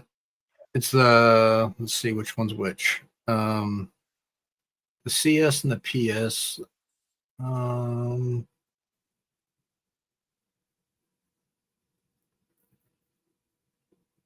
I think it's the $20. The PS is the one I got, I believe. What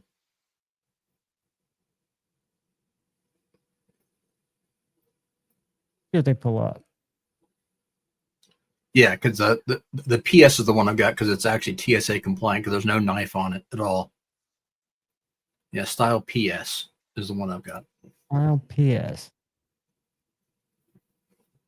I bet they discontinued it, dude.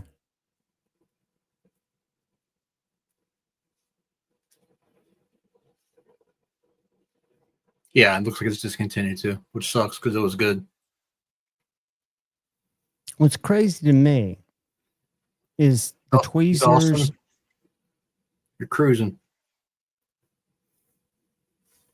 Well, you would think that if we went to Leatherman, they're going to make something tiny, right?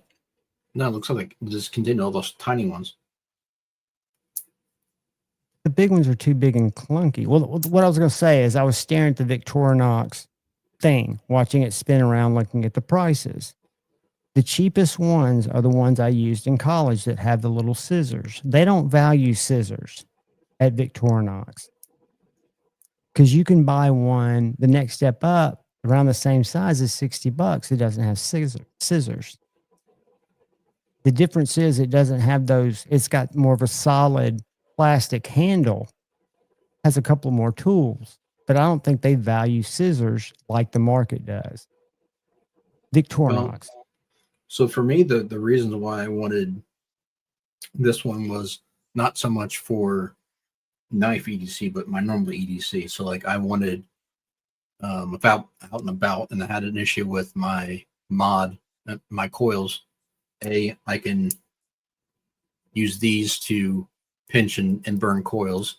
I've got scissors to cut cotton and put cotton back in, and I've also got the little file / flat in that I could tuck it with. So this is my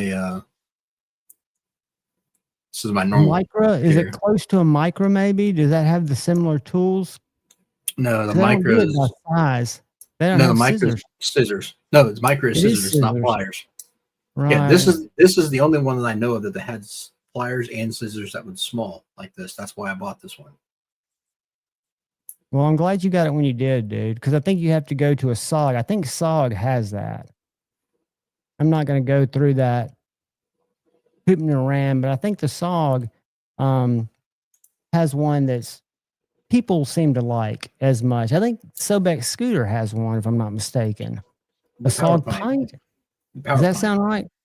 Yeah, it's a power pint, but it's considerably bigger than this still. Dawson, not everyone carries their phone on their hip in a little leather sheath like you do. So one side's the phone on your hip and the other side's the full-size Leatherman. We can't all do that, buddy.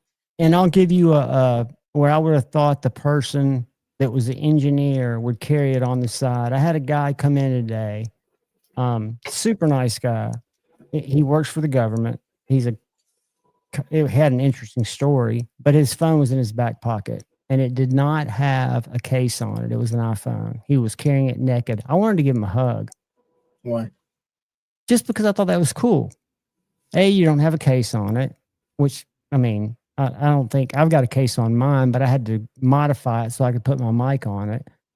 iPhones look the best without a case, and he wasn't worried about it. Well, if you got But insurance, who cares? He got a check. I shouldn't probably say this, but he's not doxxed. He got a statement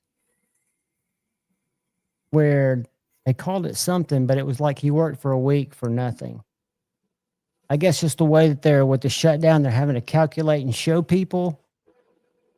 It's weird because they've got I guess some of these contractors or some of these places that do business with the government are told that they're going to be compensated once this all changes or starts up.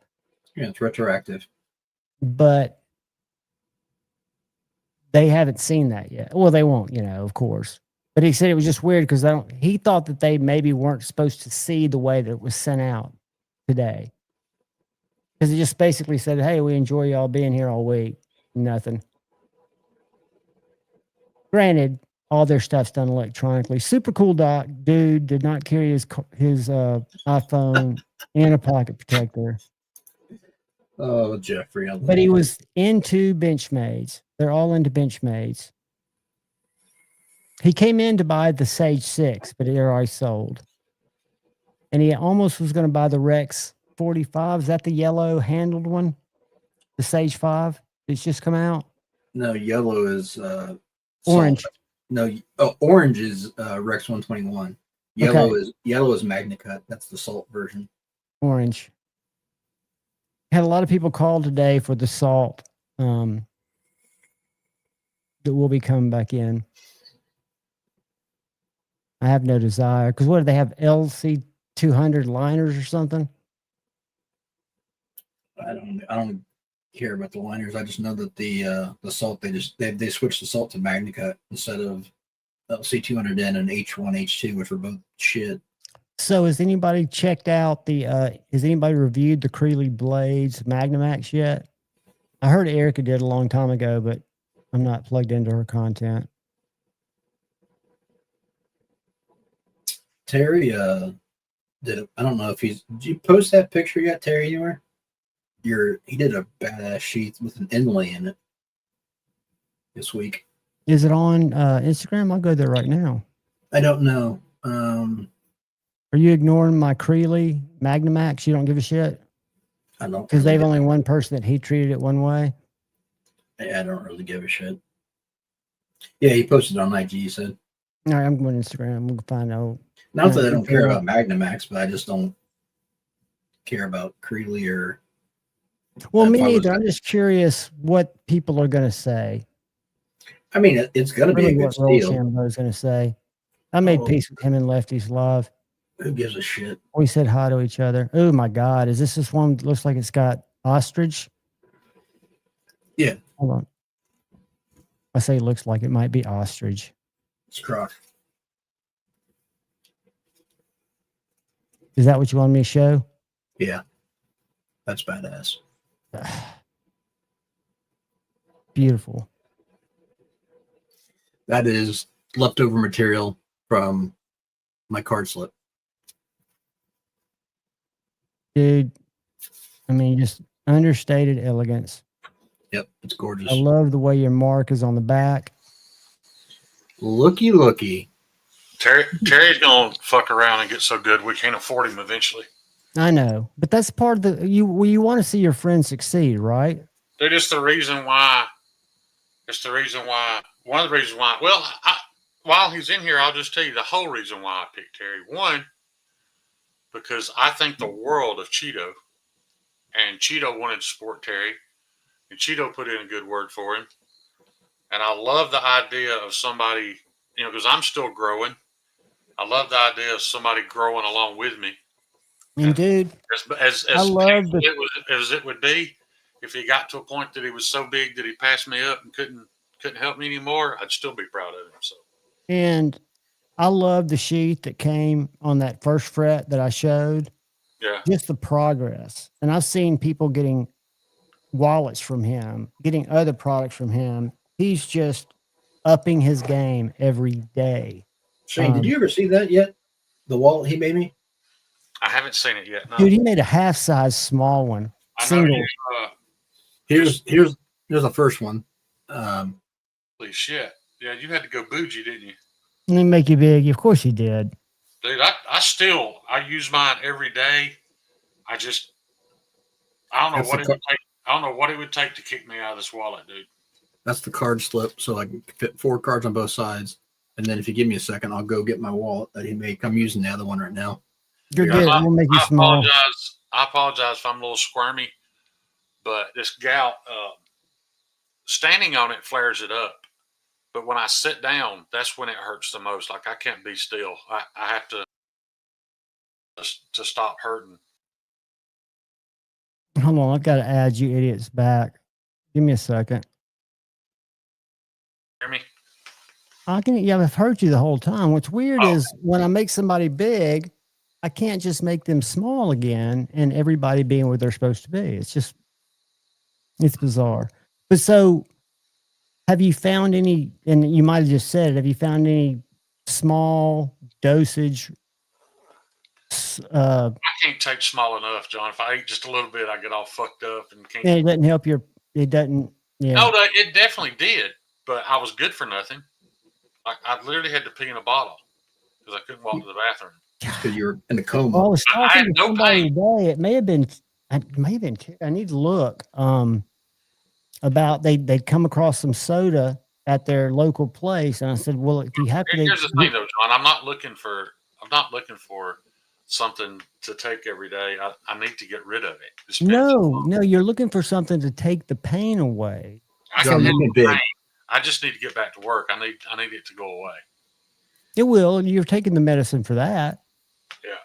I just don't feel that anybody at our age.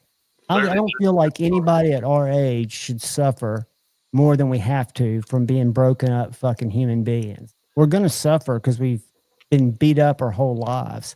But if you can find something that'll make your life a little better, good for you. I'm not suffering. I'm not like I said. The only time it hurts really is when I sit in the chair. I don't know why, but Javon, make me big. I'm gonna show the second one.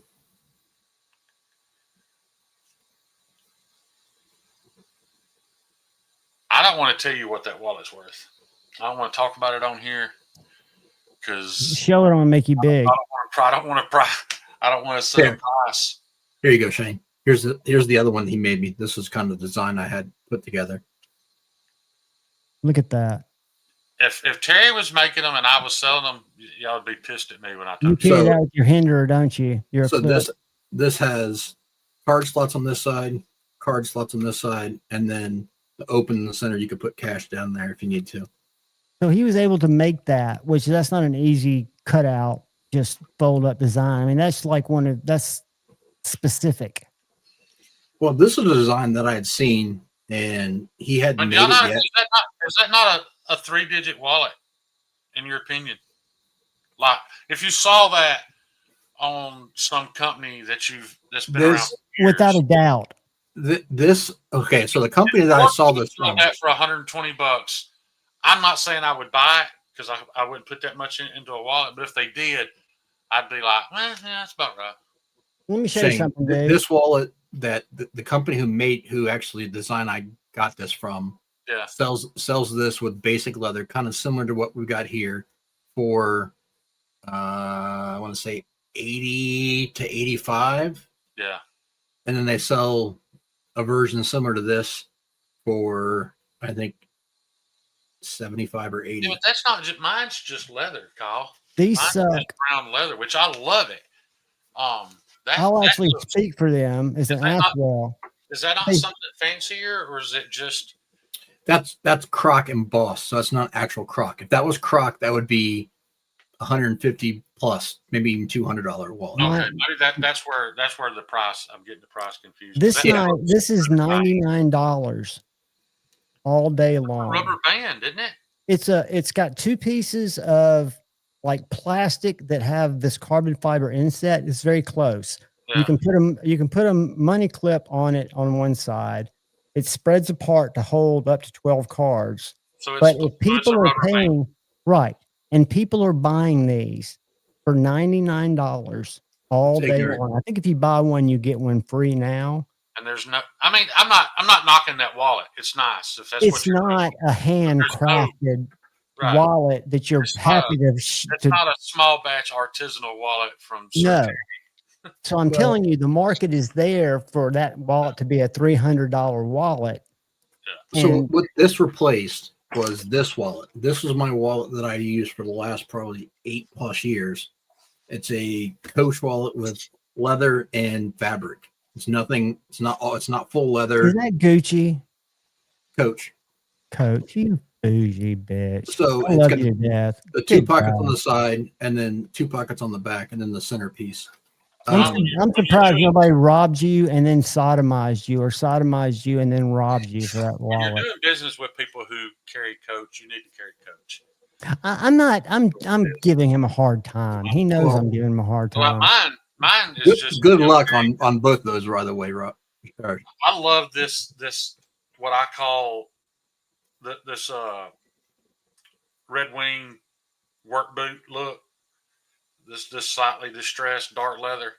I love this fucking wallet. I still haven't come up with a use for the hole.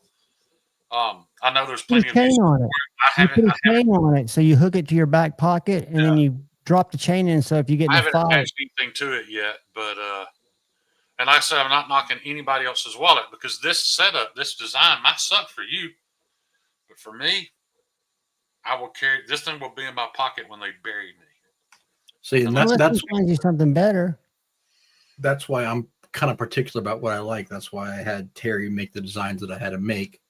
And like I said, he had never made this one before, but we figured out kind of how it went together. And well, that was my point. He took something that's already an artisanal craft, and he took it to the next level because you challenged him with a design that you wanted, and he was able to. You can look at yours, and I mean the stitch on mine is great, but just comparing my stitch to yours, I can tell his stitching has improved. Yeah. Yeah, The only thing I solid. wish I had done on this, I wish I had went with a colored stitch. Who did that one for you This Terry did this. early on? Yeah, it's been several months ago. I wasn't shopping for a wallet. In all honesty, we were talking, and he mentioned he was making wallets, and I was like, "Well, then send me one." But what I was getting back to The saying, wallet, if you show it, I'm like, "No, I want to pay you for it. I want to buy the wallet."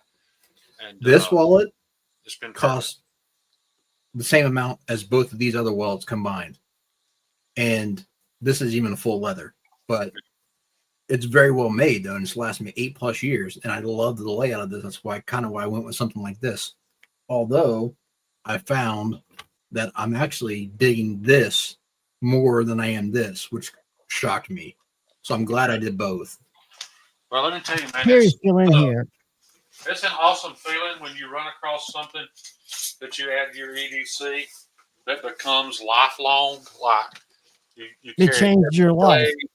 Yeah, you know, like one for me, and I've talked about it before. I found it in a repoed car. Is this this little proto flathead screwdriver? These things sell on eBay for like $50 now. Apparently, they ain't made them in a long time. But not much to it. Nothing exciting about it. But this is the definition of EDC. I've got it on me every day. I've used it 10,000 times. Yes, I've used it like very a useful. inch. I've cut. Hey, the Maroney says, "What's up, y'all? This is what I say for EDC."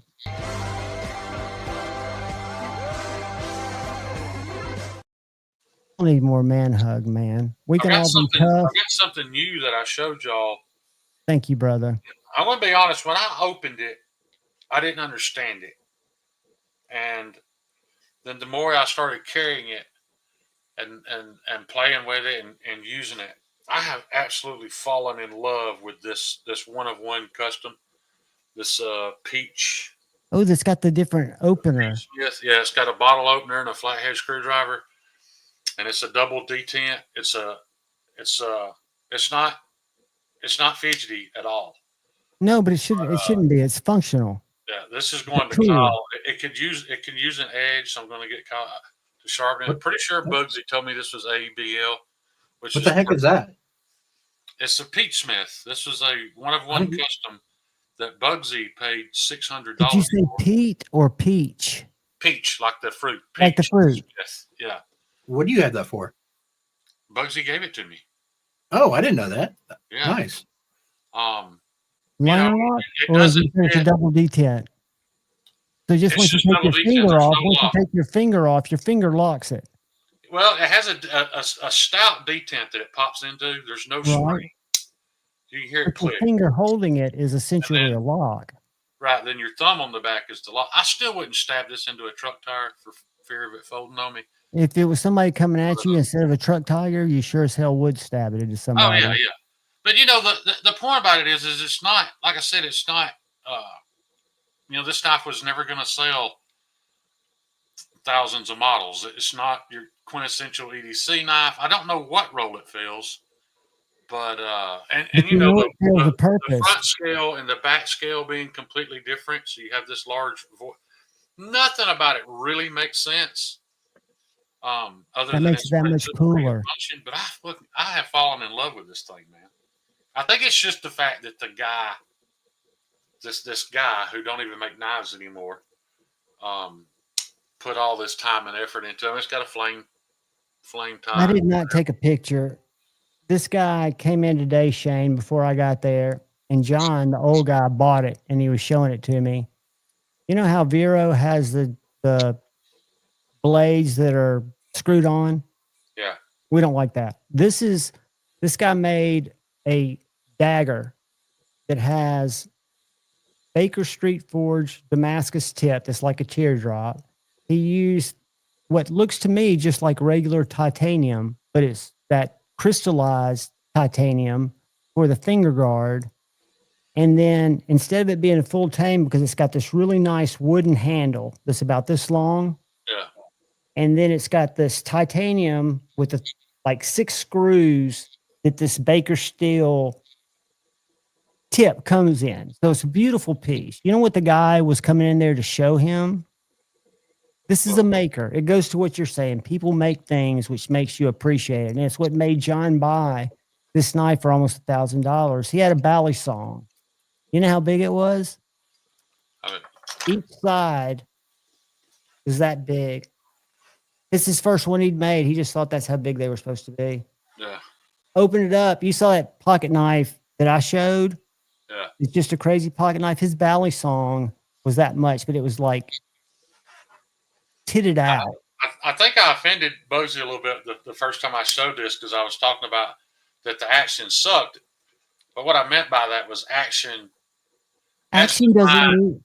As defined modern day, what we consider great action. This doesn't have that. There's nothing, flickety flappity about it. But yeah, What people really use knives for today are not purpose-driven knives. That's what I love about Jacob's knives, that he still offers a Linesman XL.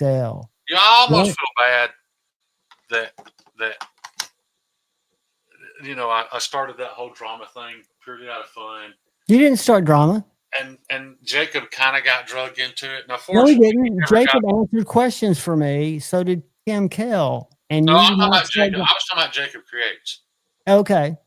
Because of the other drama. Because in all honesty, when I make that joke, I didn't even know that Jacob Creates had designed the knife. I had no idea. It was a classic Shane across the bow. I'm sure when you saw it, I think. And in all honesty, Ben answered perfectly. He was like, "You and I both know that I want nothing to do with you." what Ben meant is tit for tat. Ben and you are so much alike. Yeah. That it gives you insight into his. I would have let it go a long time ago if he'd responded differently. What people don't understand was his whiny response. Was you stole from him? No, his whiny response is what what triggered that attack mode. You know what I mean? If he had handled it that way to begin with, I'd have never said another word about Ben Bucket. If you ever want to feel better, if you Shane, look at that. Terry, I think I remember you messaged me about they finally just had to give you your money back and you ordered one somewhere else. Terry had ordered a stamp. It's more complicated than that now. On my sheets, he could stamp my mark on the front and his mark on the back. That way people would still know who made it. And that hasn't happened yet because the stamp never. I am way light years behind, and you guys have no far. I'm in a time warp. That was me commenting that way. He saw it, Terry. I have been in a haze, man. I mailed Yako's. Dude, I got your haze, and I will add 1,000 to it and swear it. And it took me 2 weeks to mail it to him. And he says that he messaged me like 3 times, reminding me to include his prick. I can't even find Yako in my contacts. So I don't know, man. So if I have ignored you in the past 2-3 weeks, I've just been consumed. Don't blame it on Shane. See right there. What? Look. Well, that's a whole different prick. No, that's mad Yakkers. That's whoever's whining at you about not having their prick yet. Yeah. Javon's got it. He's holding it hostage because he fell in love with it.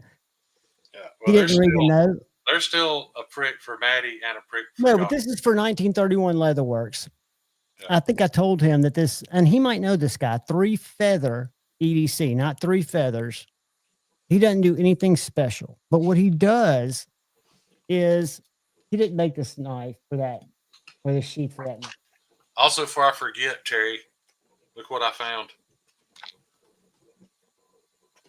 I thought I had mailed this to Terry like 3 months ago.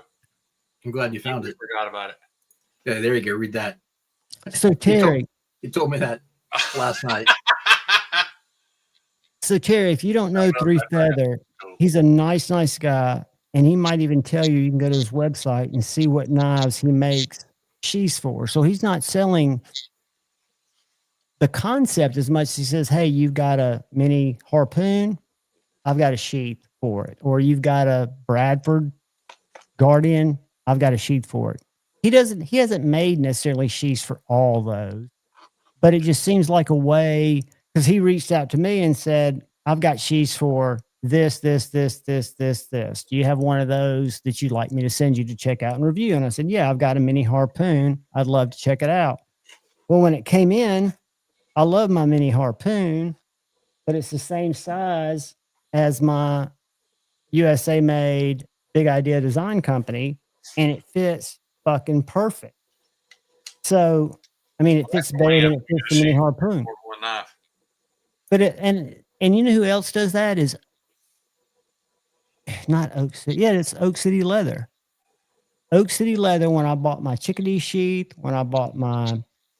but every sheath I bought from them, you can pick the stitching color, the leather color, but then you can pick the knife that you want it to be made around.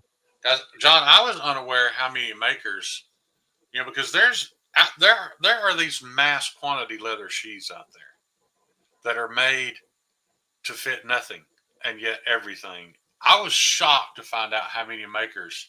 You know how many drawers of those start out with their height and length in mind, just so they can put it in that $30 foreign made leather sheath. Well, you've seen that one. I forget. I can imagine limiting my knife and my design to fit some cheap leather sheath just so I don't have to.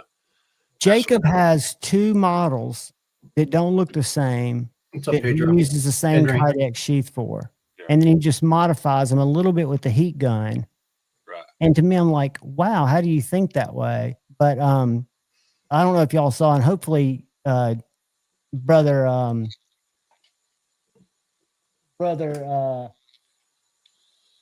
Brass Brigades is going to join us here in a second, but he was talking about, he has this killer. I don't know if y'all saw it today. He's got a knife. Good his heat treat, watching him quench. No, well, I saw that, but what he was talking about was this knife that he's trying to sell, that he wants somebody to get a leather sheath for. I wish I had money. Is it the double edge? That little hawkbill knife? No, it's this one right here. I've had to help my daughter with some closing costs and stuff moving into her house. So I'm old. Dude, if you ever see something that you like of his, you fucking reach out to him. You'll make it right. He'll make it yours. Don't ever feel like I've got that Spyderco Carahawk, but I want a Karambit fixed blade. See that little weird thing right there? Did Jason make that? Chips. Yeah. I can make Kydex, but I would suggest using a leather slip for one of these. Probably from 1931 Leatherworks. DM if interested. 1931 Leatherworks. All right, guys. Cool. Here's one for Halloween. So I'm not. This is in Pop's Pro Cut. Pop's Pro Cut. Yeah, I called him as soon as I found out he had some Pro Cut to hype him up, get him excited about it. I hadn't heard back from him. I saw something. Is this his quench video right here? Yeah.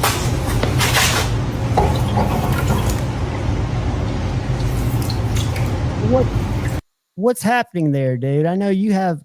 All right, so that steel is about 1,550 degrees. Is that the Pro Cut or Pop's Pro Cut? When he's dipping it in that oil, it's going to drop to probably around 300 degrees almost instantaneously.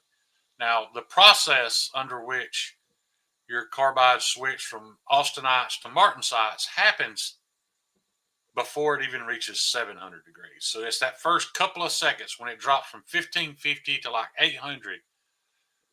So that's where your science is happening for that steel heat treat to be. Yeah, all those carbon molecules were active and moving around and melting and blending into each other. When he dipped that in the oil, they all froze suddenly. However, so everything's quenched in oil. That piece of steel right that minute when he took it back out was under so much stress, they can literally shatter laying on the table. Well, they bend, don't they, all the time? Or they can bend. Yeah. Because that's part of putting them between a plate. Or is that just a different quenching technique altogether? That's a different quenching. Yeah, it's a different quenching. Your high alloy steels require higher temperatures and the plate quench. I'll say this right now. I've talked about this 3 or 4 times. It's not possible to really have a huge price difference between, say Pro Cut or Magna Cut, because at the end of the day, I've only saved about $15. That's the difference in the price of the piece of steel that I made that knife out of. So if you think $15 savings is huge, then great. But I'm going to be able to discount them a little more than $15 because it's not necessarily the ease of working with it. It requires about the same amount of movement, but it's just the joy of working with it. Like when you drag a piece of 65 crew wear across the belt 4 times and look at your bevel, and it hasn't fucking budged. It That shouldn't affect your price, your end price, because the user's value. Well, it just sucks the motivation out of you to grind 5 more.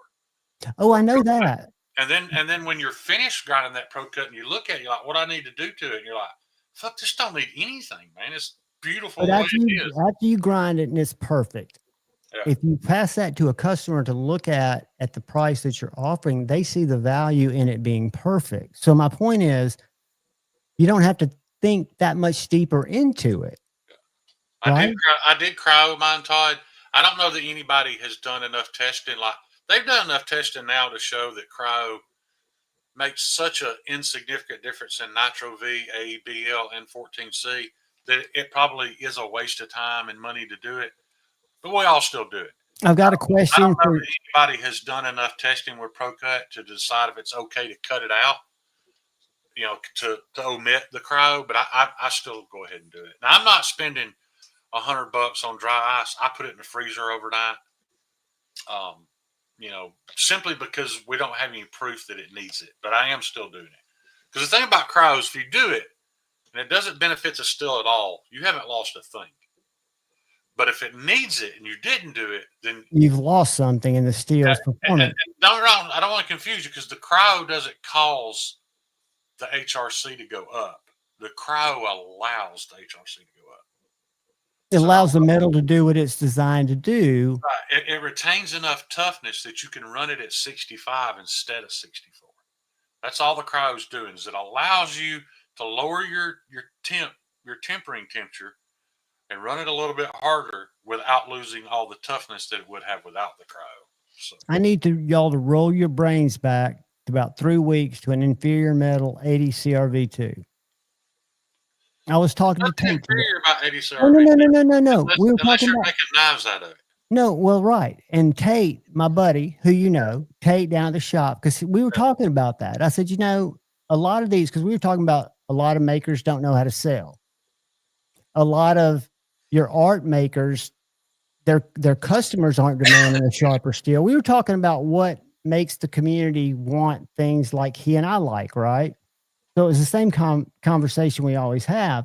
But he said, I use 80 CRV2 because of the quenching process is so forgiving. Is that something that could make, and I don't know how on a bigger industrial level that might be. That makes a huge difference. Let me tell you why. You can literally quench Pop's Pro Cut in your used motor oil. It doesn't care. It doesn't need parts 50. You can quench it in any. You can probably quench it in fucking baby oil. Plus no foil. Also, it's also very temper resistant. What that means is once I've heat treated it and I've tempered it, and then I go to grind it, the moment I bear down a little too hard on that grinder, and I get that heat, mess the heat treat up in that area. You can. On other metals. That's what's great about like M4, K390, Pop's Pro Cut is they will allow a temperature spike and cool back down without running the steel. And the temper stays the same from the 80 CRV2, you have a lot less junk because it doesn't warp as bad in heat treat. So it all comes down to money and ease. That's what we were trying to, and there's nothing wrong with that. No, I let it wrong. I would never use 80. If you told me the 80 CRV2, can handle 5 pounds more side load than Pro Cut. Okay, well that's good. It's tough. Well, Jacob hit me with a really outcut it by 5 to 8 times.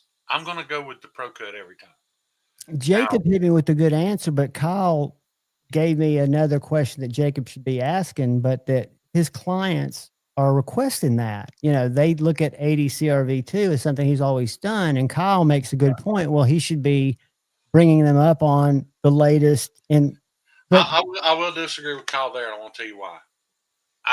The majority of my time working for somebody else, I spent at a place called Express Oil Change. I worked there for 17 years. I've done it for 4 days, almost quit twice, but go ahead.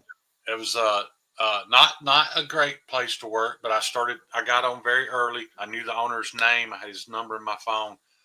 My kids never did without, so I would never badmouth him.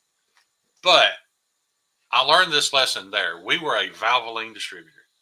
All of our filters were labeled Valvoline. Now, they weren't made by Valvoline. That's all bullshit. But we wanted to push the Valvoline oil because we got it for like $1.20 a quart in bulk versus where that Castrol was $4 a bottle. Right. So they wanted us to push Valvoline. One thing I learned very early, you never try to talk a man out of something that has worked for his entire life. If he's been using Pennzoil and every car he's ever owned has lasted 400,000 miles and you talk him into Valvoline, you can bet everything you own the next day that cement is going to start smoking. It's going to lose oil. Is it the oil's fault? No. But it's going to leak. It's your fault for recommending. What happened? Because you talked him out of what he knew worked. So if those people are happy with 80 CRV2, man, I hope that makes Jacob clientele that lasts forever. So, and I don't mean to say that I disagree with Kyle. Ethically, it is a good idea to educate your people on what's, on if there's something better. But at the same time, the minute he does it, if he switched to Pro Cut today, somebody use it for somebody something. broke a knife, and the first thing they're going to think, this wouldn't have happened if it was 80 CRV2. Well, the interesting thing that came out, which I need to get more information from, and I'm supposed to have a conversation with Miss PKL about some other stuff, but the problems that they were having that were costing them so much that they had to pull back from it. Something pro or post heat treat. I don't know what happens between heat treat and working on a knife, but something was costing them a major majority of lost product. It was warpage, wasn't it? I think it might have been walking, or they called it something different than warpage. I don't know. They have a different process than I do, so I can't speak on it. Man, he doesn't even heat treat in the house, does he? No. No, I don't think they do much of that. Has functional blade. He puts handles on them. No, I'm sorry. I'm talking about TK. He mills out. I think he mills his handles there. Jacob does everything to his, though, right? Yeah, Jacob does everything in-house. Yeah, right. Yeah, he was talking about TKL. Yeah, TKL doesn't do anything. I got confused for a minute. I'm sorry. If I was going to pick a knife to buy between Jacob and TKL, even if they're both in 80 CRV2, I'm still going to buy it from Jacob. And this is why. Because Jacob is still doing, like, that 1095 knife that Yako should have, if he's here, I hope to God he got it. That 1095 knife that I just heat treated for Yako, and I'm not bragging, guys. I'm just talking about scientific facts. That's going to be better than any 1095 knife any of you have ever owned or touched or ever will. Because it was heat treated one blade at a time. It reached an exact temperature.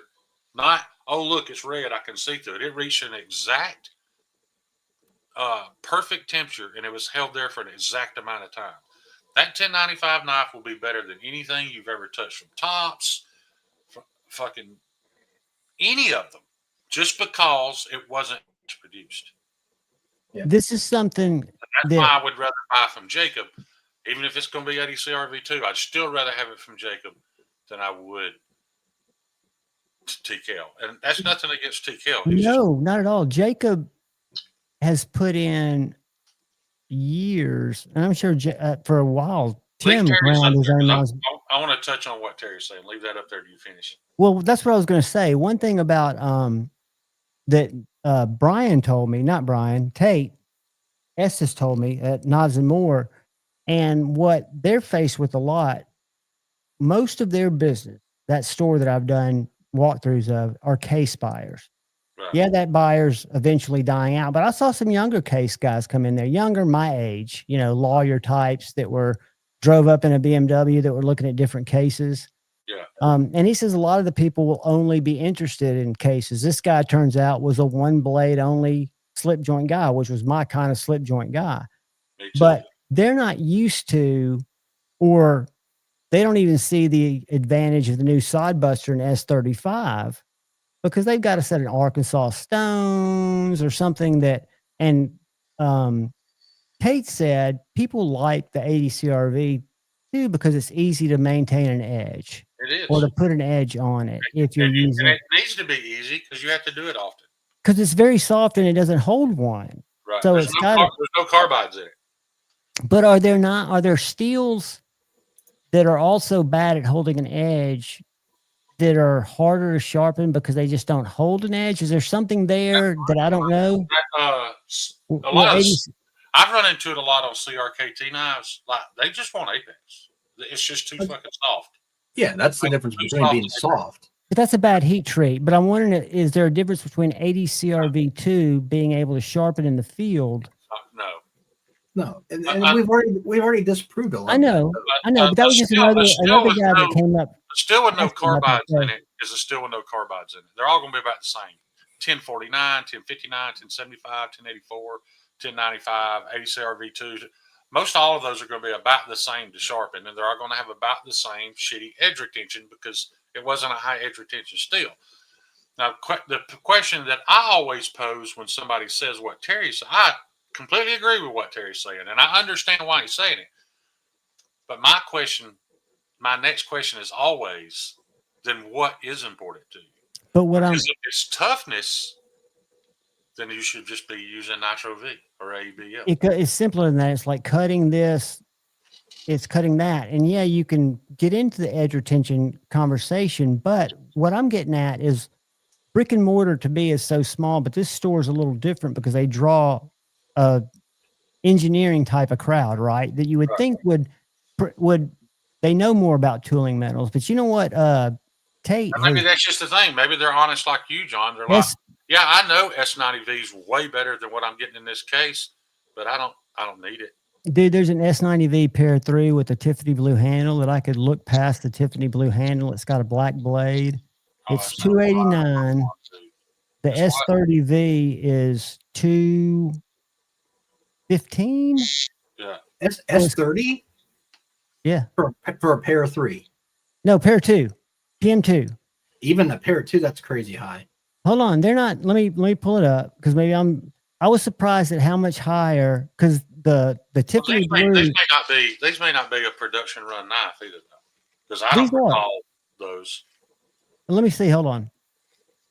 You can get the Magnacut PM2 Salt for $170. Let me say this though. If you're interested in Magnacut, this is the only time you'll ever hear me say this. Spyderco wouldn't be my choice. For Magnacut? Because Spyderco came out and said that their main concern with Magnacut was that it be the most stainless it could be. That's why they're running it at about 63. Because it does start to lose some amount of stainlessness past that. I'm just saying you can get better Magnacut from people other than Spyderco. It's not bad. The S90V was a one-time Blade HQ exclusive. Shane, counterpoint to that though, Spyderco's Magnacut in the Mule series was tested as the highest edge retention of all the mules prior to. Yeah, it's still good, and I don't know what they ran it on the Mule, and what the difference between the Mule and the Salt series knives are. I'm just saying, if I was going to own one Magnacut knife and I wanted the best I could get, and I didn't want to go custom, well, I guess my first pick would be ABW. And there may be some out there better than them. That's just the one I know. I'm just saying that Spyderco doesn't run everything perfectly. Their S90V is way softer than it could be. Yeah, they are just the best production company for heat treats out there right now. But what I talk about is not is we are a minority. Top of the line. The people that talk about steel and performance, as important as it is, and I think it's going to lead the industry down areas that the people that are buying, that are the market. And I'm just talking about for a few days, like today, they had 4 calls on the MagnaCut Salt Series because that's who their buyer is. Spyderco people. They saw it on an Instagram post. Do y'all have it yet? Do y'all have it yet? When will you? They'll come buy it, but it's not for everybody, right? Right. But they were previous case guys. Well, their case guys are probably responsible for that 62, 63 HRC MagnaCut is going to be the best thing they've ever used. Oh, without a doubt. But keep in mind, they've got on one side of the store, they've got the case stuff. On one side of the store, they got the ProTech. They rarely have somebody that bounces back and forth. Right? ProTech's good. I'm glad you said ProTech, because if you don't like ABW, ProTech does a good job with their a better job with their MagnaCut than Spyderco does. Yeah, you rarely see the guy go from a case knife to a modern knife, right, or vice versa. You know, somebody's either in there for a Spyderco, they're in there for. And what I'm amazed by, and what I keep wanting to learn, is how do you justify the price of a Benchmade? Somebody asks you, why is it worth $400? He's got a little elevator pitch that I'm like, it sounds great, but I'd walk away from you. It's not. Huh? So let me back up a second. So going back to what we were talking about as far as our fascination with different steels and HRCs and all this stuff. So let me give my kind of elevator pitch. To me, a steel is what makes the tool. The rest of it is just personal preference as far as locking mechanism, what you're doing with it, how you're using it. The steel is what Marco posed that question last night. How many people said steel first? Maybe 4? The shape. No, but you also heard a lot of crazy answers in there too, Shane. Oh, I did too. Yeah. But what I saw today that I never thought about was with a fixed blade, even if it's a paring knife, if it doesn't have a natural place to stop your finger from going up to the blade, people will walk away from it. I never thought about that. Even I if it's got a not knife to show you y'all have never seen. But there are little things that I wasn't aware of that people say, well, that's a great knife, except if it had a little finger trigger. And he said, I hate to point at a buck because bucks always over exaggerated them, but you've got to have a little something there so that tactically, you know, your finger's getting close to the blade. Yeah. Let me finish that thought. So we're talking about like why someone would switch from 80 CRV to something newer like Nitro V. It's not, and I understand what Shane's saying. If it's selling and that people are happy, fine. My stance is, if there's something better for the same price, why would you not want the intrinsic value in the better option? It doesn't make any sense logically when you break it down. For an online store, that could be true, but for a brick and mortar, they don't have room for every option because each. We're talking about makers. I'm talking about the makers. I'm not talking about the makers. Yeah, I'm not talking about the store, what they buy. I'm talking about for a maker to throw an option out there and be stuck and say, I'm only going to offer this in 80 CRV 2, 1095, whatever, because that's good enough. You're doing a disservice to your customers. You're not giving them the best they can get for their buck. And I think we should talk about. I guess I ain't necessarily talking about Kyle, because if Tim Kell started selling all his knives, but let's just theoretically say there was no price change, and he just come out and he said, hey guys, I've been testing 3V. It's better at everything than 80 CRV2 was. I'm switching everything to 3V. Nobody would stop buying his knives because he went to. You don't think any of the special projects that had it because of whatever reason? If the price shot up, maybe, but if the price was the same, what I'm getting at is you told those same people, hey, this is better. I know it's better. It's been proven to be better. They would switch instantly. So what I'm saying is, I agree with that. But is there a part of, even if it's a small part of his business, it's government funded? If the government is happy buying an inferior material, because they've been shown to do that for what, fucking 100 years? Yeah, then everything government surplus is fucking garbage. Well, they Well- also will overpay for everything too. So there's part of that. When you get a government contract, you can basically take them over the coals. So it doesn't have to do with being the cheapest. And Right, but that's he where we doesn't got. take- That's that- where we started disagreeing last in time. John. fairness, All this, Retail all doesn't this take boils, government contracts. They're smaller. but Like all this boils down to profit. Then, and you know, you were trying to profit, defend, or does it? and Or I does it understand defending profit, but at what point does it become undefendable? I don't want to debate it again, but I'm just no, saying. no, and not should we we? would still be making it an 80 CRV2. Government Magna Cut HRT 57.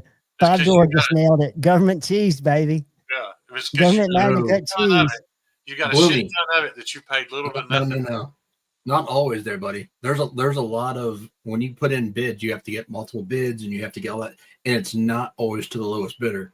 It's based on a lot of different factors. And a lot of times though, even if it is the lowest bid, it's not necessarily the same quality, but they do a lot of favors. And cause I mean, I used to do bids for stuff like that in municipality, and they, not obviously on a federal level, but like on a local level, yeah, it's not always lowest bidder.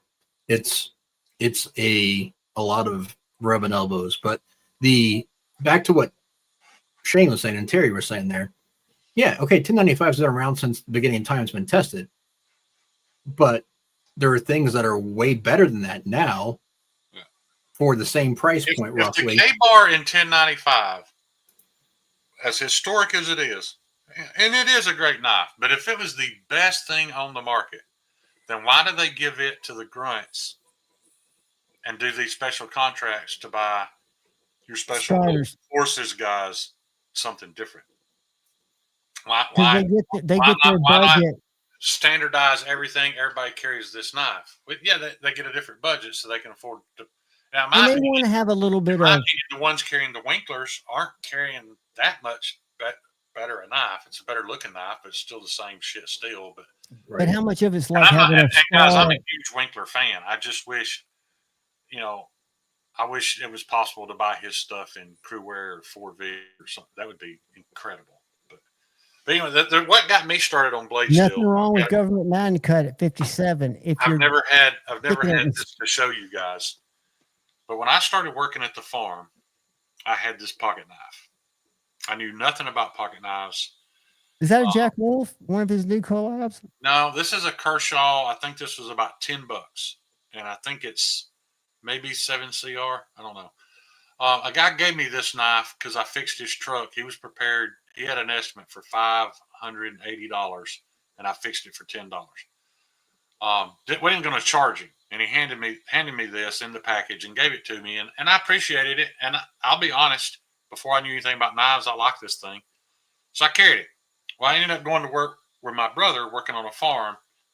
Every day I'd pull up before sunrise, and I would load 2,000 to 3,000 pounds of seed into a no-till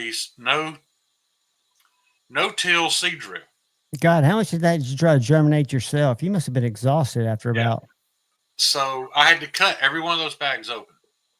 And this knife would last me about 2 days. Now, guys, that's not concrete. This is just seed. I'd stick it in, cut that plastic weaved looking bags, and it would go dull about every other day. And it didn't take me long to figure out, man, there has to be something better, that I don't have to sharpen. When I get home, I was just fucking exhausted. I didn't have time to sharpen a knife. But if I didn't sharpen it, I'm fucking tearing the bags. It takes longer. It's more work. That's when I got into looking into, is there something better? Bingo. So I was one of those people that up until I needed to use a knife over and over and over and over, day in and day out, which most of us, if we're honest, can't say we've ever even had to do that.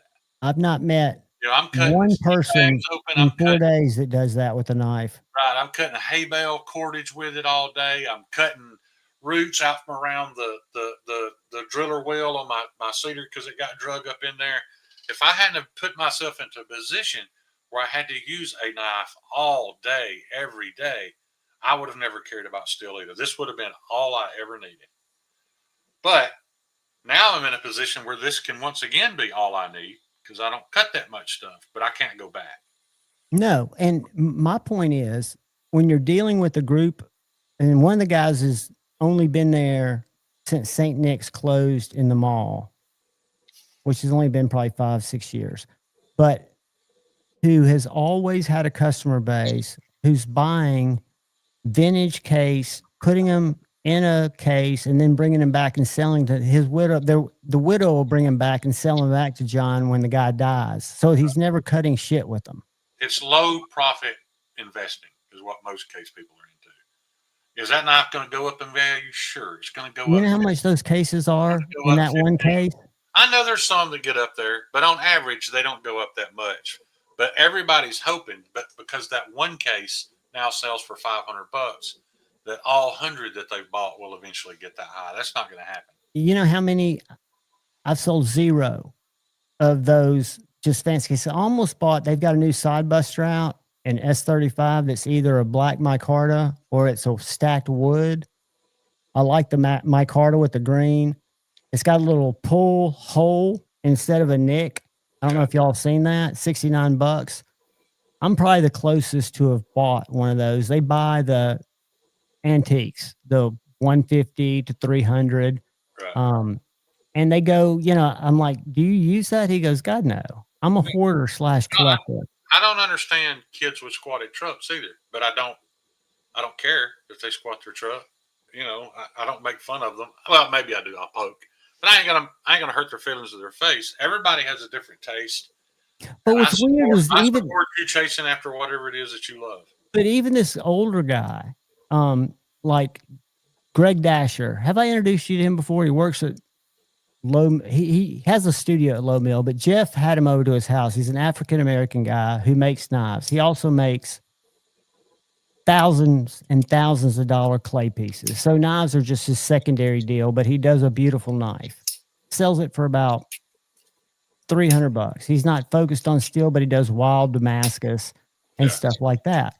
And they know it's not a cutting tool, but they'll have 3 of them sitting up there and they always will sell because people come in and like the look of it. And I'm like, do people not ask about edge retention? Do people not ask about super steels? You've got it in your Benchmades.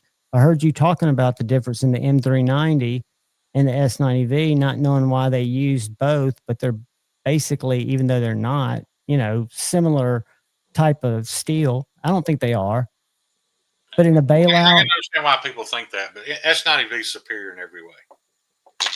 Except they put it on a bailout that's got copper fucking accents and a black blade, and they had a Benchmade bug out that was their most expensive bug out before that a couple years ago that had carbon fiber and S90V and blue standoffs. So they've got a bailout that they brought out at the same time. They released them both. The blue standoff bailout that matches the bug out perfectly. If it was me, I'd go, oh, I got to grab that. It'd be a match. It's right. M390, not S90V. You have to go to the black with the copper. Granted, why would they had to use up the steel? Because of what you just said, and because of people like Zach who already own 9 bailouts or whatever. But this one's different than the ones he's got, so Benchmade guys are just going to buy them. Dude, I rung up a dude, 3 Benchmade boxes. I don't know what they were, but before taxes, it was well over $1,000, and they just love that shit. Right. They love that shit. I get it. And these are engineers, and I'm thinking, God, there's so much. I mean, if you step over one more case and pick up that little Shiro Neon, yeah, it's not the greatest Shiro out there, but it feels different. It's not for everybody. But there's a Demco 8020 over there that's $50 more. Superior in every way. I would think. I mean, it's bigger than a lot of people want to carry. So you got to think about who your buyer is, right? I'm not going to sit here and bash Benchmade because there are several of their models that I'm not bashing them. I make a living off of it. But I absolutely love them. Now, at the same time, I know that there's nothing that Benchmade makes that I can't get something better. I know that. Sometimes for less money. What I learned, as far as the action goes on the crossbar lock, for fuck's sake, we all know it's better on a Kaiser. Good on Benchmade. That's not going to cause me to buy the Kaiser. Good on Benchmade for their warranty. Good on Benchmade for they've got a whole team. They had a thing that I had privy to look at today that's their counterfeit team and their unauthorized use.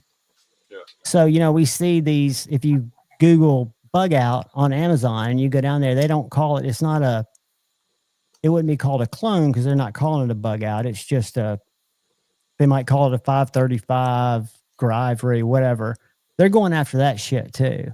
Okay, but John, sell me on this warranty because it's not what it's all cracked up to be. No, I'm selling you on the marketing side of it. No, I understand, but I'm saying if that is a selling point and their warranty is not what it used to be. Not a selling point to you, Kyle. It's not a selling point to me because right now I make the same amount of money. I make the same amount of money if they buy it or they walk the fuck out the door, and I can broom somebody like the best of them. I'm talking about if people are saying that it's a selling point and that's a reason to buy it. Right, lifetime warranty, but then you have to pay for things if they break, replacement blades.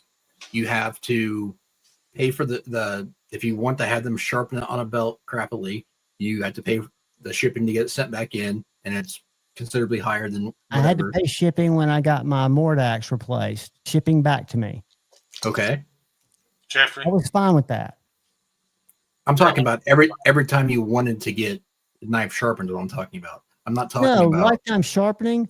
I would personally not do that, but some people, I would say a small percentage, it goes back to Benchmade. All right, that Benchmade buyer at Knives and More, they will never, not one time, send it to Benchmade for sharpening because they're never going to cut with that motherfucker. They may cut open a cigar. So what is that warranty worth? He can't make you understand it, Kyle, because there's nothing to understand. It's just like that Coach wallet that you showed a few minutes ago, or whatever it was.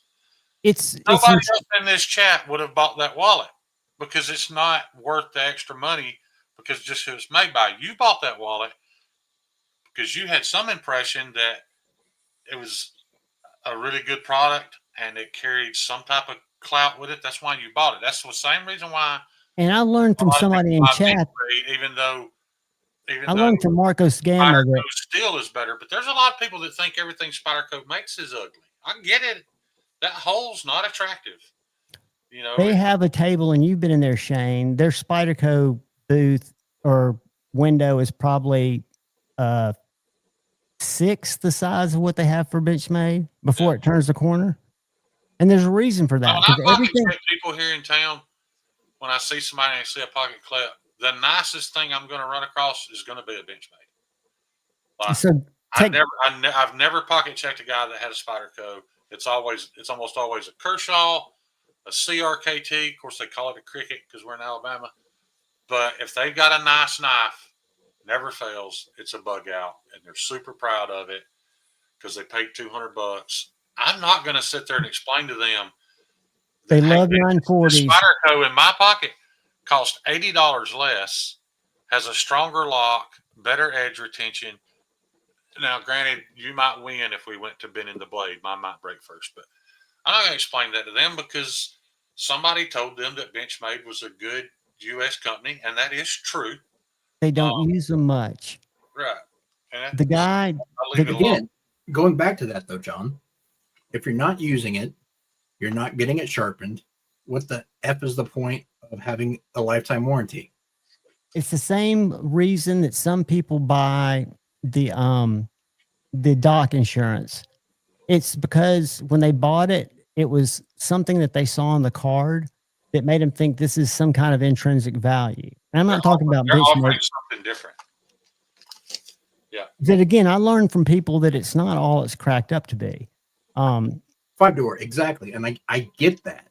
But my point is, for value added for someone who knows anything, there's no value to it. But the people that know everything are insiders. The people that make the decision. Shane nailed it earlier. A tiny little speck on the map. It's the person coming in. No normal person researches this shit as much as we have. This is not normal. No. I understand that. But also the same point, if you're a collector, if I was going to go buy an electronic piece, a nice amp. You collected Atari stuff. But I was never going to use that amp. It was just a showpiece. Well, you're talking about stuff that you can buy that's new. I'm Right, talking about if you're buying just vintage shit or Atari No, I'm shit. talking about if you're buying a brand new Benchmade and worry about the warranty. If I go buy a brand new amplifier, that's a gorgeous tube amplifier. That's, all the rectifiers are pristine. It's perfect. It's expensive. It's great, but I'm never going to use it. What do I care if that has a warranty? I'm not. I'm either going to collect it. Not everybody's buying it for the same reason. Yeah, not everybody. I was just saying that was one of the. That warranty might be worth something to other people. That was his big. I said, "What is your elevator pitch?" When somebody says, "Why is this so expensive?" And I showed him. I was holding a Null Voodoo, which is an imported knife, which was $280 when I bought it, and it's hard to find a Benchmade for $280. And he even said that's a very nice knife, and he agreed. We agreed that China is totally different, but I said, what's the elevator pitch? The Microtech thing, you get so many gun guys, and Huntsville's a big gun guy city, that want the out the front because they've seen John Wick, and all they cut with it are cigar tips. And it wasn't until I started hanging out with the guy, I won't dox his last name, but he subscribes to the channel now. I don't know if he's still in Huntsville. He had to get a different director job, but he started getting out the side automatics, and he started to learn how to manipulate a manual folder. But so many of these guys, Benchmade buyers that buy the assisted or the automatics, you'd be surprised how many people can't open a fucking Spyderco. It's not. Here's another thing we're not thinking about. These guys may be reading. I used to get them they may just be reading Field and Stream every month. That may be their thing because they're actually fly fishermen. They see Gerber's in there. And if you were a lifetime reader, I don't know this for a fact. I'm just saying it's entirely possible. If you're a lifetime reader of Field and Stream, their number one advertiser might be Benchmade. The first high-end I ever heard of, when I worked at Express Oil Change, I worked with this guy named Chris Blackburn, who's a bodybuilder. He loved bougie shit. He carried a bench. I'd never even heard of Benchmade. I didn't have a clue what it was. I didn't understand why it was $200. It meant nothing to me. But it don't feel bougie. I was carrying a CRKT M16 and liked it better, but somebody gave the sales pitch to that guy and he bid on it. Now that's all. Still to this day, it's all he owns is Benchmades, and I would never talk him out of it. And there's got to be as many people as have had bad. I've heard of, you always hear the bad experiences, but of all the people that still buy Benchmades, you have to think there have to be some experiences like I had with my ProTech Mordax. I bought it, I think I told you, Kyle, from Dave when they first came out, the first ProTech without. Yeah, I was the one that told you about the lash. Yeah. And for over a year, I didn't pay any attention to it. And then about a year and a half later, I reached out just via email and told her what I'd done. It wasn't like my Malibu. Would it be worth sending it in? And she goes, absolutely. She goes, you should have sent that in. Send it in now. The only thing we make you do, a lot of people have a problem with this, is put a $12.80. It was some weird amount check in there because we'll ship it back to you with that. We'll send you a label to ship it out there. I thought that was kind of weird that they didn't go, both ways, but I wasn't going to say anything. Within a week, because they told me to wait 2 weeks, I'd have it back. I sent it in within a week, I guess, because mine didn't need to be fixed. I got a box back from ProTech, got a shipping notification that it was coming. They shipped it next day air or next day ground. It got there in 2 days, and it was a new ProTech Mordax. I guess because they couldn't fix it. I could tell because my clip was all fucked up. Jeffrey, I can prove that on a different scale. Yep. Bear Manufacturing is a very popular knife here. It's made right down the road in Jacksonville, Alabama. 90% of anybody over 50 in this state, if you ask them what kind of knife they got in their pocket, they got a Bear Manufacturing. They think it's the greatest thing they've ever owned. They talked to. We all know that they used to make a good knife. They do still make some good knives, but they primarily make garbage. And guys, the interesting have a lot thing, of garbage made in China, but you're not going to convince. You're never going to convince that guy to stop carrying that $40 knife and buy $180 Spyderco. Never going to happen. And that's why those companies get to exist, and that's fine.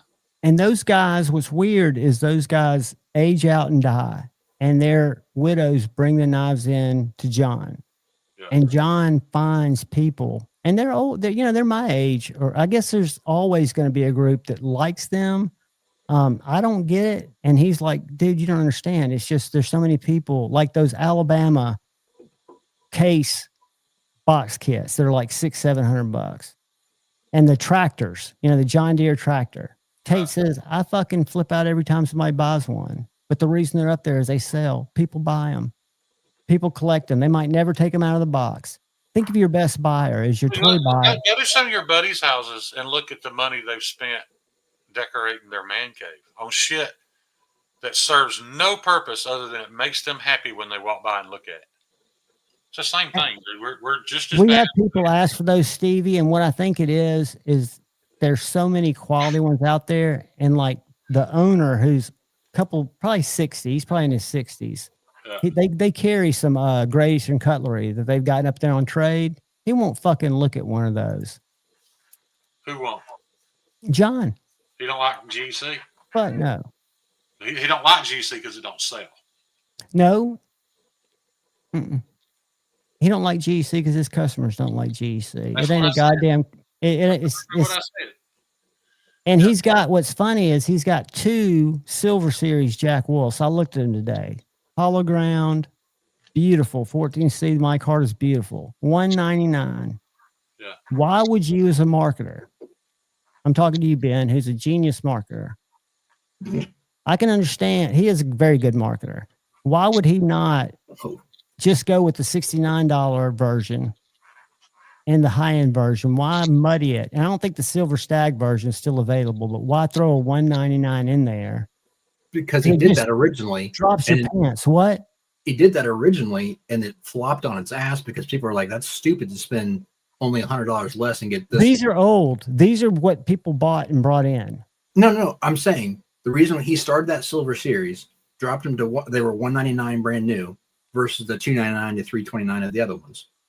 People didn't like the price point of them. They weren't selling, so that's why he came out with the even more budget version and got rid of that middle tier. The middle tier, what I will say about I agree with John. The man is a great marketer. What I will say about the middle tier, and I don't know if he's even responsible for it, but whoever is QCing those knives or how hard they're having to crack a whip to get them. They're fucking nice knives, man. I don't like what he's doing. I've said all I had to say about it, but you will never hear me bash the product or the fact that the guy walked into the community 5 years ago on Grateful Panic's live, didn't know a single one of us, and has built what seems to be stood at Blaze Show with a bunch of goddamn comic books, and we all stood around and talked to him, and he was engaging. He talked about his future vision that he's now living for whatever good, bad, or indifferent. I'm not a fan. Stevie could throw it up right now with me driving into the. But I'm not saying that. I'm just saying I looked because I had, not today, but Tuesday, I had my Feel Good Jack. And I just wanted to look at the workmanship. They're definitely made in the same plant, but there's no difference in thickness. There's no difference in transition between the titanium to the carbon, to the micarta. I haven't found a flaw on one. I'm sure there's some out there. But I think the ones that are like the 6970 are flat ground. Yeah. And they might not be as tight, but these were very, very tight. But for $100, why would you even put it out there? Because all it does is it shows, okay, so you're telling me S90V is $100? That's because they're hand fit in the factory. And see, that's where I get upset. Is that we all keep forgetting we're still calling it S90V. I was sarcastic, by the way. Oh, I know. I didn't call it CPM S90V. Would well done CPM S90V make the knife worth $100 more than the 14C? Quite possibly. Well, it was also the 14C. That's not what you're getting. That's where I have a problem, and that's why, guys, I don't have anything personal against Ben Belkin. That's the God's honest truth. He's a nice motherfucker. He's a nice guy. I said what I've said because I don't think somebody's not being completely honest. Maybe Ben, Lefty, Casey, maybe none of those guys know what the truth is. I'm sure they all want to believe what they're being told. It just upsets me that when you bring it up and you even question it, if they were completely honest businessmen and they were our buddies in the knife community, they'd be like, You know what, man? I'm gonna look into that. I want to get you an answer. And if It's it's easier not just to pull the turtleneck over your eyes. right, if it's not what I've been told and I've been lied to, we're gonna do something. But nobody has been willing to say that. Everybody just chain crazy, man. Y'all listen, chain crazy. Man, I don't think bingo right there. It gave is. you no crazy talk on off the edge. I thought he even addressed it from what he's been told. Now he didn't say I'm going to look crazy into it. talking off the edge because I said so. Shane, Lefty don't think you're crazy. I mean, we've had conversations. I've been crazy before. He's called you crazy. I've called you a cocksucker. I don't think you suck cocks. I know. It's just one of those things. I really do. That's why I decided when I went in there the other night, I thought I am going to absolutely 100% not stir. What I got out of the conversation was sometimes I want to come into your live stream and argue. Sometimes I don't. And if I don't want it, then I'm gonna leave. You're always I left a couple of weeks ago because I was tired of arguing over something. I wasn't mad. I was just tired of arguing it.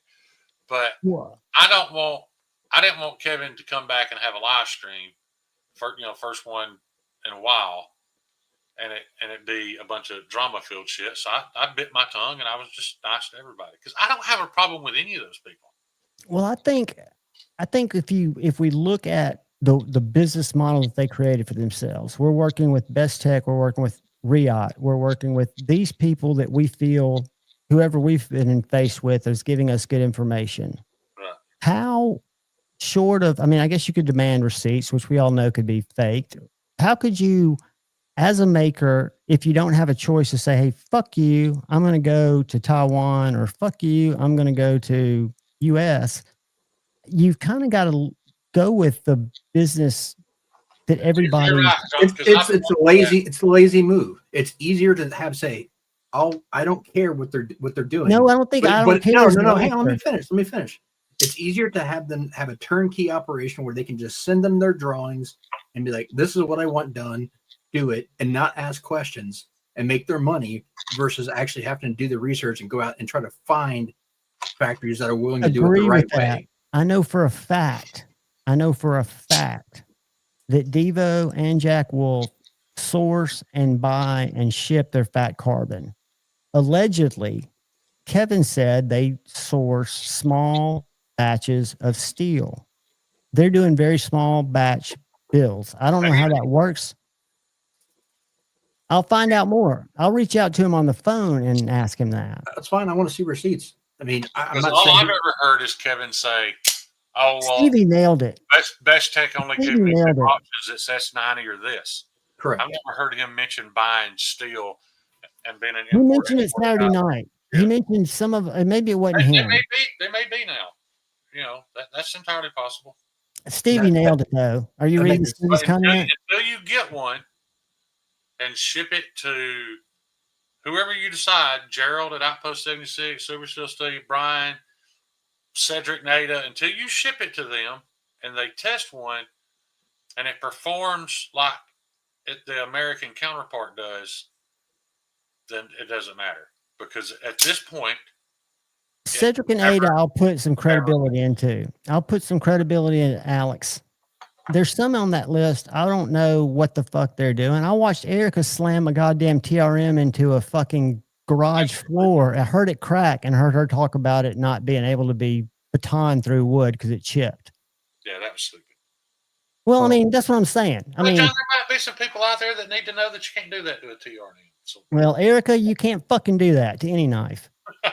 Slam it into concrete, it's going to fucking chip. Erica's waiting right now. Erica would love to review one of my knives. You know why I haven't sent any of my knives to Erica? Because I don't make knives to do what it is that Erica expects them to do. And she respects that. I haven't sent a knife to Scab. He's been waiting 2 years. Because I don't make knives that I want him stabbing through 4 plies of fucking steel truck tire and bending the tip. It will break. Yeah, that's not what it's designed to do. It's going to break. Exactly. That's not what I made that knife. If you want me to make a knife, now you're heathen. See how tough you can make it. Okay, yeah, the heathen, I don't have a problem with that with. Yeah, I mean, that's the type of knife that. What's up, Level On Up? Oh, guys, I just put it up today. We do have a members live tomorrow at 2:30. So come show up, leave the secret word, go from there. I'll have something to talk about. Why would I send the heathen when the some bitches won't sell no way? I made those. Hey, you make one, you put it in Scab's hands. Yeah. You'd be fucking surprised. He sold a shitload of those. If I send Scab a knife, that'll be the one I send him, actually. He sold a shitload of those rose crafts. Yeah. Yeah, see, that's my thing too, man. I like Scab, but Scab's good people. Scab. If you're gonna sell out, and I don't want you to sell out because that can sound hateful. If you're He's in good friends with the guy. If you're in this for the money and you're trying to make a career, I get it. But I would still want to align myself. Like I would align myself with off grid. That's probably the closest I can come because one, they're made in Taiwan, most of them, and two, I hate those fucking laws. It more fits my journey in the knife world since I got into this through prepping. I can't see me and Rosecraft, just like I can't see Scab and Rosecraft being. And I'll tell you, I can't see Scabs in any slip joint. His affiliation with Work Tough, that's perfect for him, man. That's everything he's about. So that makes sense. The guy that started makes sense. Rosecraft had something to do with Smoky Mountain Knives. I don't know the relationship there, but Scabs is personal friends with the Rosecraft guy before he was Rosecraft guy. So I think that's more like shilling for homies. That makes sense. And a Rosecraft, we've got them at the shop. A Rosecraft is just like a Rough Rider Reserve for $60. It's perfectly centered. It's made in China. It's pinned together. They make some interesting knives. It's not Scab. What's her name? I'm kind of proud that they've dropped the modern. What's the little chick's name? Is it Scabs too? Do we got Scabs and Scabs? Swags. Swags make some little cool slip joints. You can tell that it's got her little finger. And John, these people don't seem to believe that I had that girl wrapped around my finger in Nashville. Dude, Damn. That's what I was about to say. I can't believe you didn't, knowing you, I can't believe you didn't walk away from us and say, hey guys, and just flash the card and say, I knew for a fact Jeff wouldn't either wait on me or come back and get me. I knew that shit wasn't happening. No, you would have been taking Well, that's where you weigh your consequences. Say, I will fucking take an Uber. I will take that $300 Uber and smile the whole way. All right, guys, we got 10 minutes. But anyway, yeah. I love having you guys on here to talk about nothing in particular. I got my Cheeto Bandito 500 sub giveaway. Tucson in. Guys, this thing's fucking. Dude, I sent one of those out. It's stupid and ridiculous, and I fucking love it. I love it too, dude. I own that. This falls back on my. If you're gonna buy a Kaiser, Tucson. No, Tucson. I know, but I said it about Kaiser first. If I'm gonna own knives from either one of those companies, I don't want just a basic drop point EDC knife because everybody makes that. I like their off the wall. Let's see how crazy we can get it. And what's it say on the blade? Is that I'm trying to think who the designer is. Because they work with a lot of designers. If it just says Tucson, it's interior design, which they do good too. Well, then it might be because there's no designer name on here. Or even a little maker's mark. They did at this, dude. When you look at the end milling down here in the Fuller, you know, and this is what I don't know what it costs, but probably around $100, maybe a little about more. $90. I think it's 14C, right? Or is it D2? No, D2. Yeah. Titanium and carbon fiber. Those knives are White Mountain knives. Is a lot of people like Richard go to eBay and he can get them for about $20 less expensive because there's evidently a good source there. But White Mountain Knives has them in stock. If you don't like it, you can send it back. I've never had a bad Tucson. What's up, Josh 304? I guess Jason wasn't able to jump on or didn't have his time corrected. Did you see what he was going to show? This one right here. I'm just going to show it real quick. This is for sale. And if any of y'all want to go.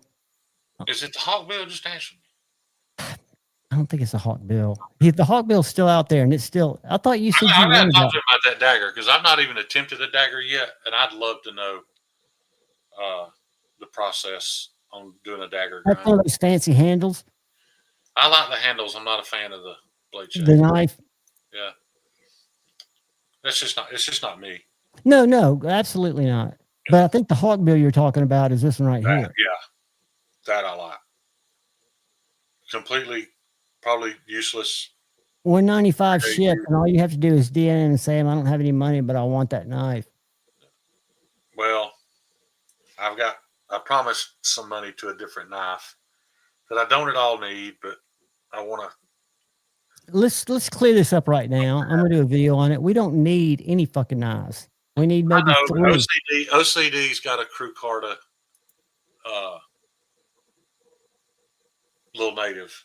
I've never bought one, and I like the crew Carta, so I'm going to get it. But John, I've got my AWT scales in for my Rex 121 Sage 5. Put them in a box. Send them to me. I'll be shipping to you soon. I promise. Take your time, dude, and I'll get them back to you the next day. Thinking I'm going to wake up tomorrow morning and this is going to be over.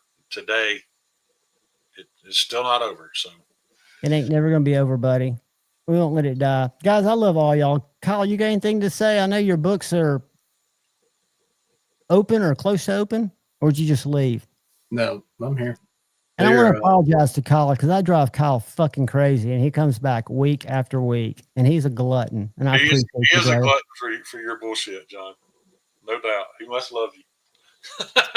He keeps me straight. He educates me.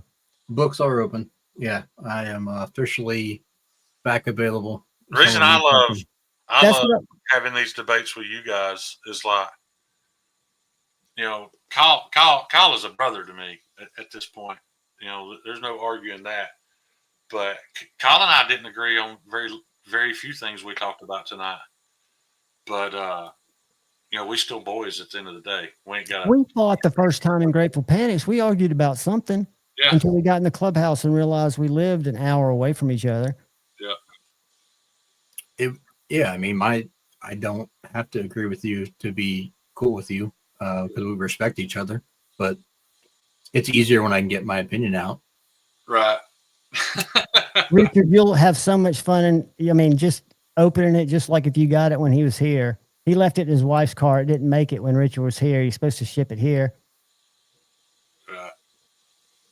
He attempts to educate. He don't have the best students. Absolutely true, Jeffrey. I'm that student that asks the stupid questions. Real quick, before we take off, we got 6 minutes. Before we take off, I wanted to give a big shout out to Jeffrey Dawson. I don't know if Shane even remembers this or not in his edible coma the other night. We went online, hunted down, found a grocery store that had Post Malone Oreos. No, y'all didn't. Do you remember that? You were in here for it. I remember the word cookies.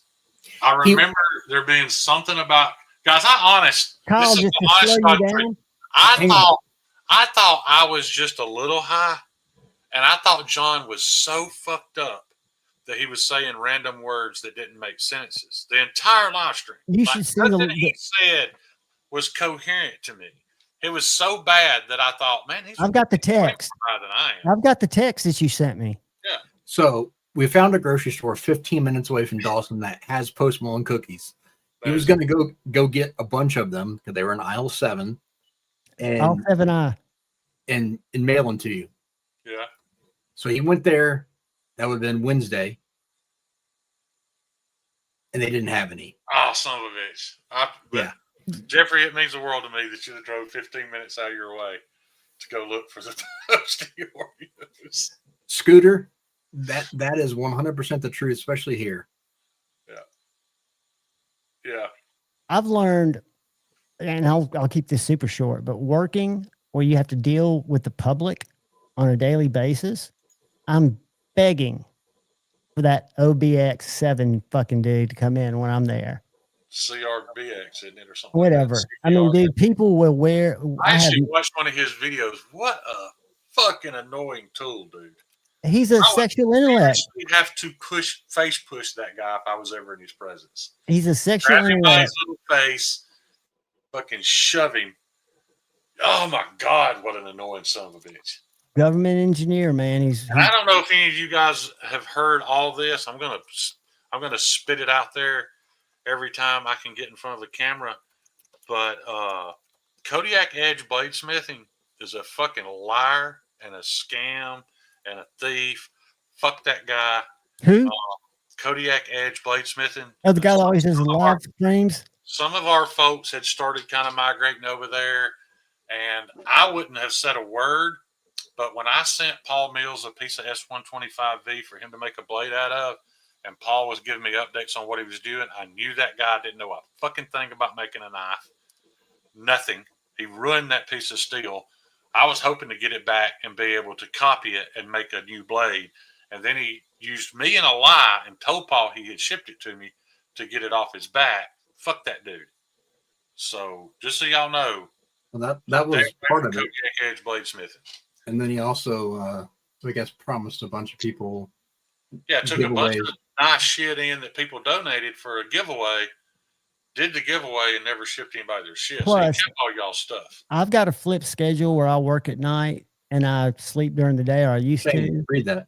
The only way you're going to do live streams all night long is if you're tweaking your brains out. I did pee in a bottle. Hey, Paul, weed gives you a radar. It's like a lens to weed out the stupid fucking people. So yes, it does make you feel like everyone's stupid.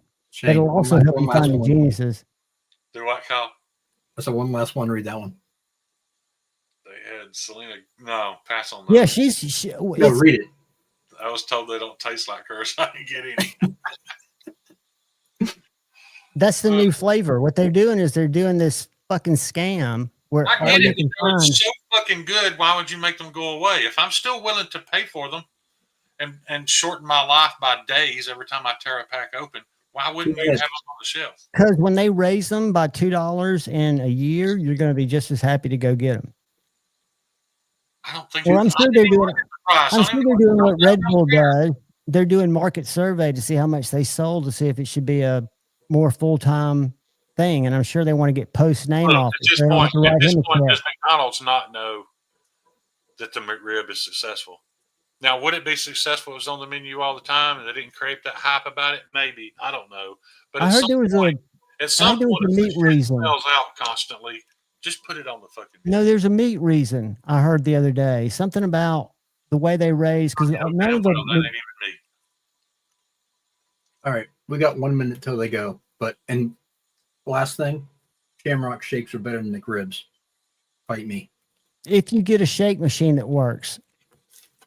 Well, if not, how's that possible? How is that possible if he's already shipped it to me? That's a different one. That one's that Wyvern Kodiak. That's a different guy. Oh, but just tread carefully, y'all. I love you guys. Go with God. I'll see you at Said Stevie's. No, I got to fill my dad's pills for tomorrow. Fuck. See y'all. I love y'all. Peace.